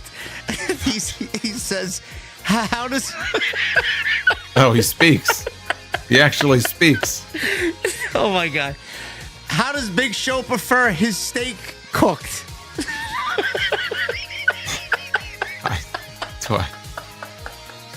Do I even want to ask? Oh my God! How does Big Show prefer his steak cooked? Well. Oh my God, you guys are on something else today, man. I don't know. Johnny Boy Vaccaro with a $10 super chat. Tony Khan will buy Cedric, Vinci, and AOP to replace Black, Miro, and Starks. Bro, free Ray. Let him be with his brother Penta, you billionaire white claw nipple baby. Listen, the only one he should be buying is Cedric, man. Everybody else he could pass on. He already brought in Elias as he walks with the righteous. Well, apparently that's not true. So, oh, no. What happened? He's not signed to AEW. He's not signed, but apparently there's interest on TNA's end. Oh, potentially. good. Okay, so there you go. Havili with a 20. What's up, JD and Solomonster? I hope you guys are doing well. Shout out from Brisbane, Australia. Most shocking winner of the... I know, look at that. Most shocking winner of the Royal Rumble match, Rey Mysterio or Jey Uso. By the way, my name is Havili Brian, not Brain. Thanks. Oh, yeah. So Havili occasionally donates on my channel, and I always read it as as Brain. So that's what it says there. That's Brain. what it says. That's what it says. So that's helpful to know, because if you just read it, you would think it was Brain, which I think is actually kind of a cool name to have. Of the two, Rey Mysterio. I mean, I'm sure people could probably see the story, like where it was going back then, but like if you think about it, Rey Mysterio Jr. winning a Royal Rumble match, like that's pretty far out there. Yeah. So to me, that's still the more surprising of the two. I will make a mental note as your YouTube name says Brain, Havili. I will now call you Havili Brian. Thank you. Slow King with a $9.99. Just closed on a home in Denver, Colorado, celebrating with the Titans. Double chocolate chunk cookies. Yeah, he took a picture with Tony Khan at the Super Bowl. I guess they made up. King Mo Jack. There were a lot of people. Well, there were a lot of people this year. It was awesome to see Happy Corbin at the Super Bowl. It was. That was, yeah, that was very cool. Yeah, he's a Chiefs fan. He was very sad. He even went back to sad Corbin. Well, no, I'm talking about the photo. The photo of, we saw Vince, obviously, and Shane, and Tony Khan. Oh, that guy. Oh, yeah. Happy Corbin. Yes, of course. Okay. Well, come on, man. Happy Corbin was there. He had looked like he had a Jack Daniels in his hand. Well, it's his favorite drink. That's what I heard. Slow King with a $9.99. I'm surprised he don't come out with a whiskey. I would buy that. Slow King with a $9.99. Just closing a home. Thank you, brother. King Mo with a $9.99. I agree with JD. No vignettes, no character introduction, no nothing. It's frustrating. They've gone away from the basics, and talent suffer. We also need someone else creating better theme music. It sucks. Yeah. Jim Johnson is not back with WWE, by the way. There was a rumor going around that he was back. He's not back. No, he's not. He's not, unfortunately, not going to be. No. Matthew Malnar with a 30 months. I'm honestly surprised Carlito still hasn't made the future endeavored list. He's nothing more than a mascot for the Judgment Day. Hey. Listen, he said he wants to retire today with Chris Van Vliet. He wants to retire in WWE. So, he's another one that they butchered his theme and changed his theme. I don't know why. And he had it the first time when he made that appearance in Puerto Rico at Backlash. I know, and the crowd went crazy. And then they brought him back, and it's like, oh, that great reaction, right? Let's bring him back. And we'll change his music, too. And, of course, never got another reaction even close to that. Francis Lou with a 5. Welcome back, Solomonster. You're sounding better. JD, I watched Collision. I like the fact that there seems to be more women's segments, which I like. Yeah? There were more women's segments on Collision, that's for sure. Dynamite, usually it's only just the one. Yeah. But on Collision, at least this week, they had more than that. Johnny Boy Vaccaro with a 5. We need to start building legit Italian characters. A stereotype like Tony D's family won't cut it because WWE does a PLE in Italy. A PLE will be coming to Italy, I believe. Whether it's this year or next year, it's coming. And Tony D, whether he's going to be at that show, I don't know.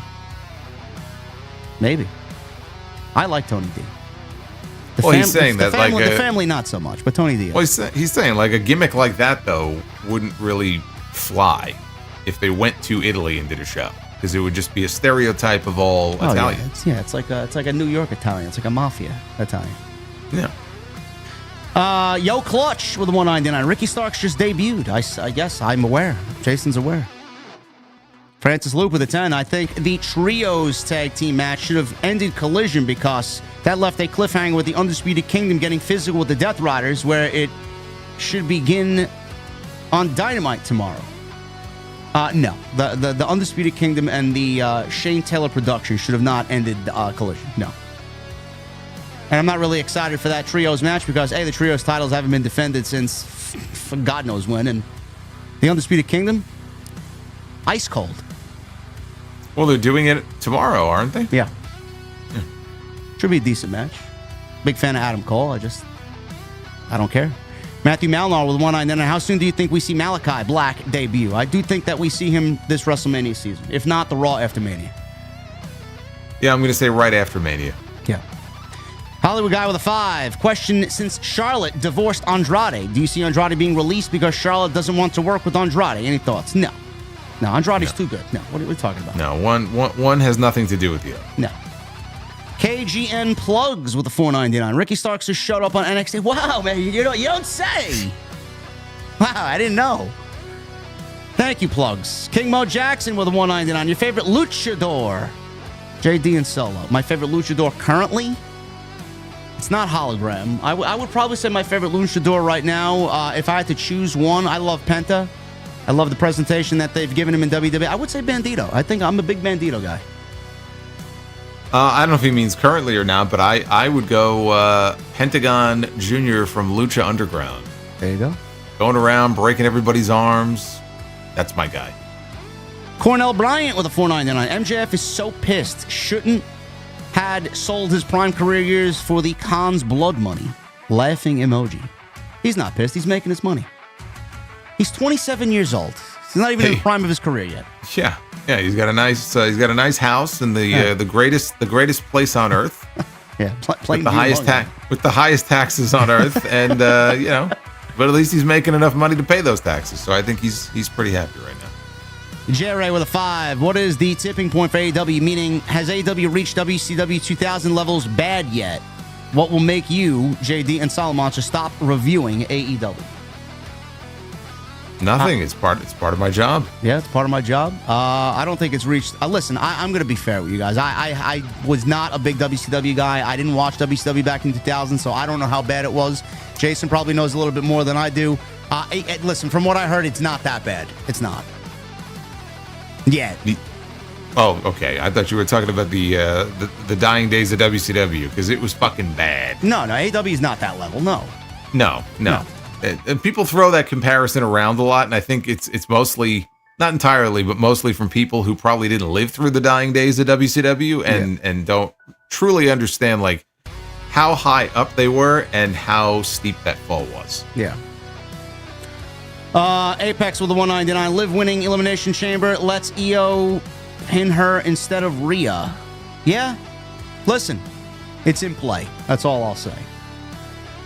Jaxo with a 1999. Hey, JD Solomonster, I think Cody should go heel after the title match at WrestleMania, paying off all of the teases from Cody using heel tactics and the fact that now post his ladder match with Kevin Owens, he has no friends.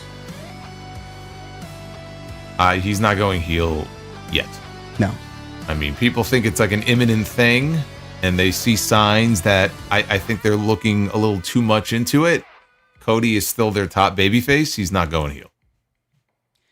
Hardy Punk Steel Cage with a 5. Sammy Saudi Rumble already being predicted may be WWE's plan to detract us from an earlier title program or Mania 41 main event involving No Yeet. Who's already we predicted this before Jason went out sick. We predicted this. Yeah. So whoever talked about it after that has only taken it from us, I believe. I didn't hear anybody mention Sammy and the Rumble next year in Saudi. Alex with a 10. Brother JD and Solo, can you see Gunther as an unforced and likable babyface? If so, who can you see him have a great program with as a babyface? Honestly, personally, from me, I don't want to see Gunther as a babyface. No. I think the natural evolution will eventually dictate that he be a babyface. I think he'll have his run. And I think that a babyface, I agree. I mean, a heel Gunther is better, but like a babyface Gunther, I mean, I think he would do well against almost any of the heels, like a heel McIntyre. I think that would be great. A heel, who else is like a great, like, top heel that he, well, you know what? Like a heel Kevin Owens. Yeah. That'd be great. Yeah. J-Ray with a 5. JD and Solomonster, what is Cody's ceiling as WWE champion right now?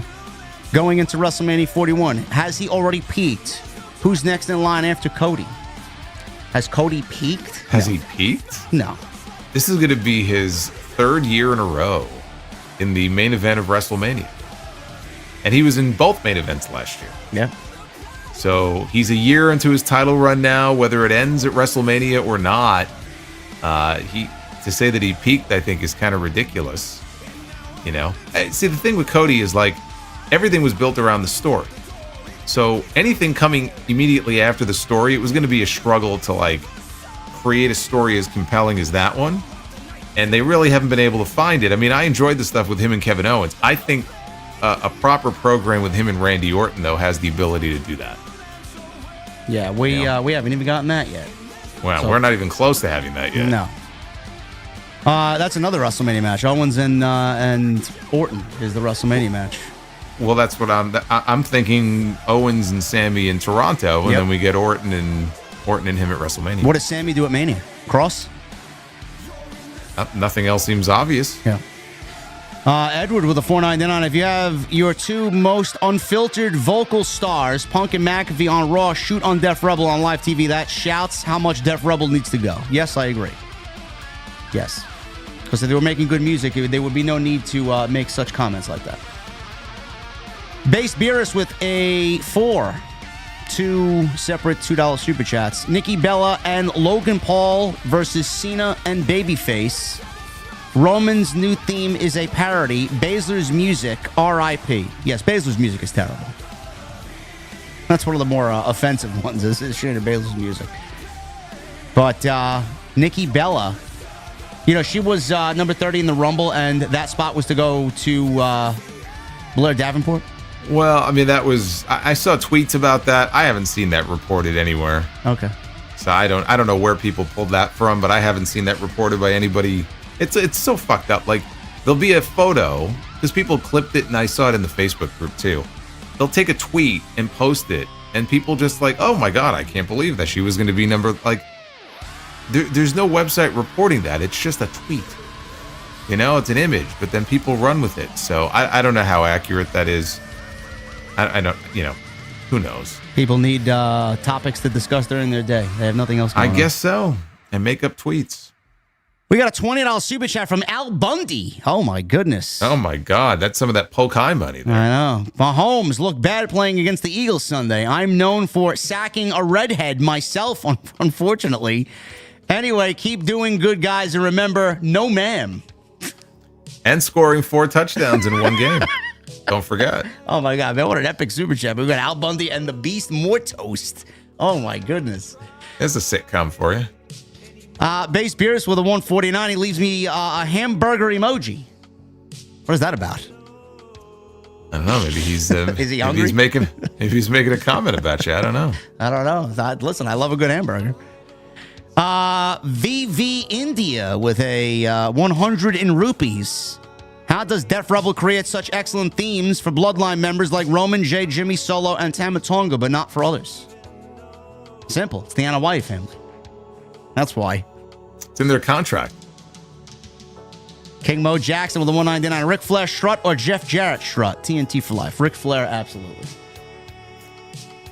Yeah, I mean, it all goes back to the Fargo strut. Yeah. You want to really take it back. But yes, Ric Flair over Jeff Jarrett. Base Beers with a $5 super chat. WrestleMania. Hogan cuts a promo, plugs his beer. No. In the ring. No. Then glass shatters. Austin. The contrast in booze and the pop would be colossal. Does he get a stunner too? Sure, he gets a stunner, and then he turns into a pile of dust and ash. If you want to do that, if we didn't get Austin, like the perfect moment was during the Cody and Roman match last year. Yeah, that was honestly their version of like Avengers Infinity War or not Endgame. That was their version of that. And if he wasn't there, then no, he's not doing a segment like that. But yeah, Hogan can't take any bumps. So like him having to take a stunner, like he would disintegrate. Like it would literally be a pile of ash just sitting on the mat. It's amazing the contrast in the taste of beers, man. From Austin's beer to Hogan's beer, you could tell who put passion into their beer and who did not. Well, Austin's got a new one coming out now. He just is advertising it. It's a 316 IPA. It's in like a black can, and it's got the 316 logo on the side of it. Ooh, that's another taste test here, I guess. That'll be good, though. Yeah. Bigger can, too. Ooh, okay. Yeah. King Mo with a 499. Collisions greater than Dynamite. Every segment of Collision was actually fun for a change. Tony Storm was a baddie in that outfit, and Fletcher reminds me of a young Randy Orton. He does, a little bit. Not there yet, obviously. He's still too young, but yeah, I could see the symbolism there. Demeter Bullion, doctor of I don't know how to pronounce this. The doctor of cockonomics, Cooker T. Wagma with a 799. He says CM Funky Junkie Yard Dog versus HBK in a Hell in a Cell TLC casket. Is this a 2K25 simulation? He says, in a Hell in a Cell TLC casket Inferno last ride, Texas death, unsanctioned steel cage, first. Holy. Overbooked. I can't even read the rest, man. First and last blood tornado tag team match. What the fuck, man? Don't give Tony Khan any ideas here. I don't know, man. I don't know what you guys are drinking, man. Seriously. Holy shit. Demeter, thank you, bro, with the $8. Hardy Punk Steel Cage. Pillar versus Heart and Soul feels organic. Start from scratch. Spark that alternative fire again. Tell your stories with the homegrown talent in your own way. I'm assuming you're talking about AEW? What pillars are there anymore? MJF? MJF, that's it. Everybody else is goodbye. Adam Kahn with a 20. He says, cheers. Thank you, brother. The Juliet 316 with a $2 super chat. Well, that happened. Ricky Starks is NXT. Yes. I can't wait to see what transpired here. Hunter's Hybrid Media with a $2 super chat. Puppy Monkey Baby. I don't know what that means. I don't know what that means or what you're describing, bro. Jaxo with a 999. Hey, JD, I can't believe Def Rebel changed Logan Paul's theme music now. I think his new theme sucks and his previous theme was badass. I didn't think either one of them was good. Hardcore Kevin with a $2 super chat. Hey, JD Solo, my grandma passed away today. I feel lost. I'm sorry to hear that, brother. Don't like hearing messages like that. Hopefully we were able to make you escape for a few hours, and our thoughts and prayers are with you for sure, man. Yeah, I'm sorry to hear that. You're gonna feel that way because it just happened, but it'll get better. So hang in there. $5 fixes a bind. Imagine how crazy it would be if they put Logan Paul in the main event with Cody. So much controversy and talk and traffic, which equals eyeballs. No, thank you. They had a great match in Saudi, and we'll keep it at that. Yeah. I mean, been there, done that. we're good. Sidro, $2 super chat. Did you know atheism is a non-profit organization? Did he spell it Prophet? Yes, he did. Son of a bitch. Yes, I he knew did. it. I knew it. Fixes a buy one at 5. Good to see Solo fully recovered and healthy. You're like a wrestler who gets destroyed on a pay-per-view and then shows up the next night on Raw looking fine. Well, that hopefully will be Sami Zayn in the next 2 weeks, so we can get him back in time for Toronto. I have people who are like messaging me, do you think he's going to miss WrestleMania? Like, he's got to sell it. I go, dude, Cody Rhodes took a package pile driver, and I figured, okay, hold him out until the end of the year. He was back 2 weeks later. Yeah. So, like, come on. Sammy needs to be back on TV by next week. Yeah, Randy's been out for what, 3 months now? More than that. Equa Dragon with a 2. What's up, JD Solo? I'm healthy again and sick free. Well, stay that way, brother. It's been tough with the cold weather and the whatever's going around. I don't know what's going around. Some super cold going around. Daniel Malcolm with a 9 months. Neither Starks, NXT commentary, or WWE Social mention Ricky Starks by name. Hope a name change ain't in the weeds. No, it's not in the weeds. He's Ricky Starks. Give me a break. HLG 30 with a 2. Mustafa Ali in WWE now that he signed with TNA. I could see it happening again for sure. He's too good. Yeah, well, I mean, appearances in because he signed a TNA deal recently, so he's in TNA. But like as far as NXT appearances, yeah, I could see that. Fikreet with a 25. Calling WrestleMania matches now: Cody vs. Punk, Braun vs. Goldberg, AJ vs. Sheamus for the IC title, Logan vs. Cena, Kevin vs. Randy, Cross vs. Sammy, Roman vs. Seth. That's a good stab at it, brother. I mean, we got 2.5 months. Some of those could very well happen for sure. Yeah, I forgot about Goldberg. Yeah. Forgot about him. Harpreet with a 6.99. Hey, JD, listening to you since 2018 from India. Your favorite wrestling pay-per-view ever? I'll go with ECW One Night Stand 2005, 2006. My favorite pay-per-view ever is the 2006 ECW One Night Stand. I think that's number 2. My number 1 all-time. Not 05? I like 06 better. Really? Yeah. My favorite pay-per-view of all time is the 1993 King of the Ring. That's interesting. 05 is the one where I really regret not going. Like, especially for that Sandman entrance. Yeah. Yeah. That was fucking great. I like the 06 one better. I don't know why. Base Beerus, $2. Mansoor is winning the Rumble in Saudi. No, he's on Ring of Honor. He ain't going to be anywhere near Saudi. No. And we'll end with this one. Alex with a 5. Can't wait for both of your guys' Grand Slam live stream reviews at 2 a.m. in the morning. Shaking my head. In all seriousness, do they not care about U.S. viewership? Well, to be fair, it's not at 2 a.m. It's going to be after the All-Star festivities on NBA on TNT, which could be 10:30. It could be 11. We don't know. And Blue Jay with a $2 super chat came in late here. He says, put the Collision Corner music on Solo for a bit. No, Solo doesn't deserve the Collision Corner music. No, thank you. Come on now. I'm spared. Yes, you're spared. Tuxedo with a 5. Renee has a new Up Close with Timeless Tony Storm. Brilliant and hilarious. That's right. I did see that. Yes, it was very well done. I did not see that. I got to go watch that and Ricky Starks. All right, guys, we're getting out of here. We spent more than enough time with you tonight. Happy that Jason is back. We had 3,700 viewers. We had 1,400 likes. You guys fucking killed it tonight. Thank you very much. As always, we're going to sound off with him, and he's going to get us the hell out of here, man. What do you got?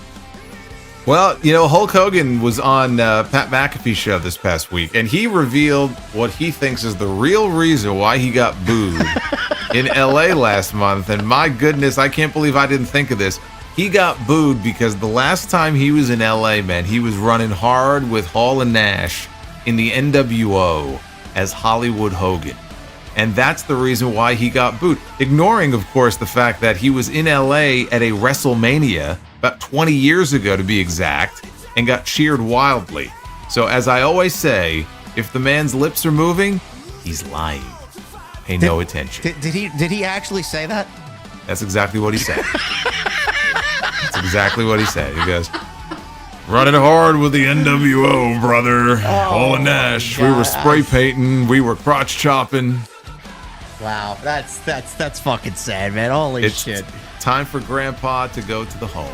Oh my God, guys! Thank you very much. Base Beers comes in late with it too. He says for life. Thank you, Base Beers, and thank you guys very much for a great return of the Solomonster on 82.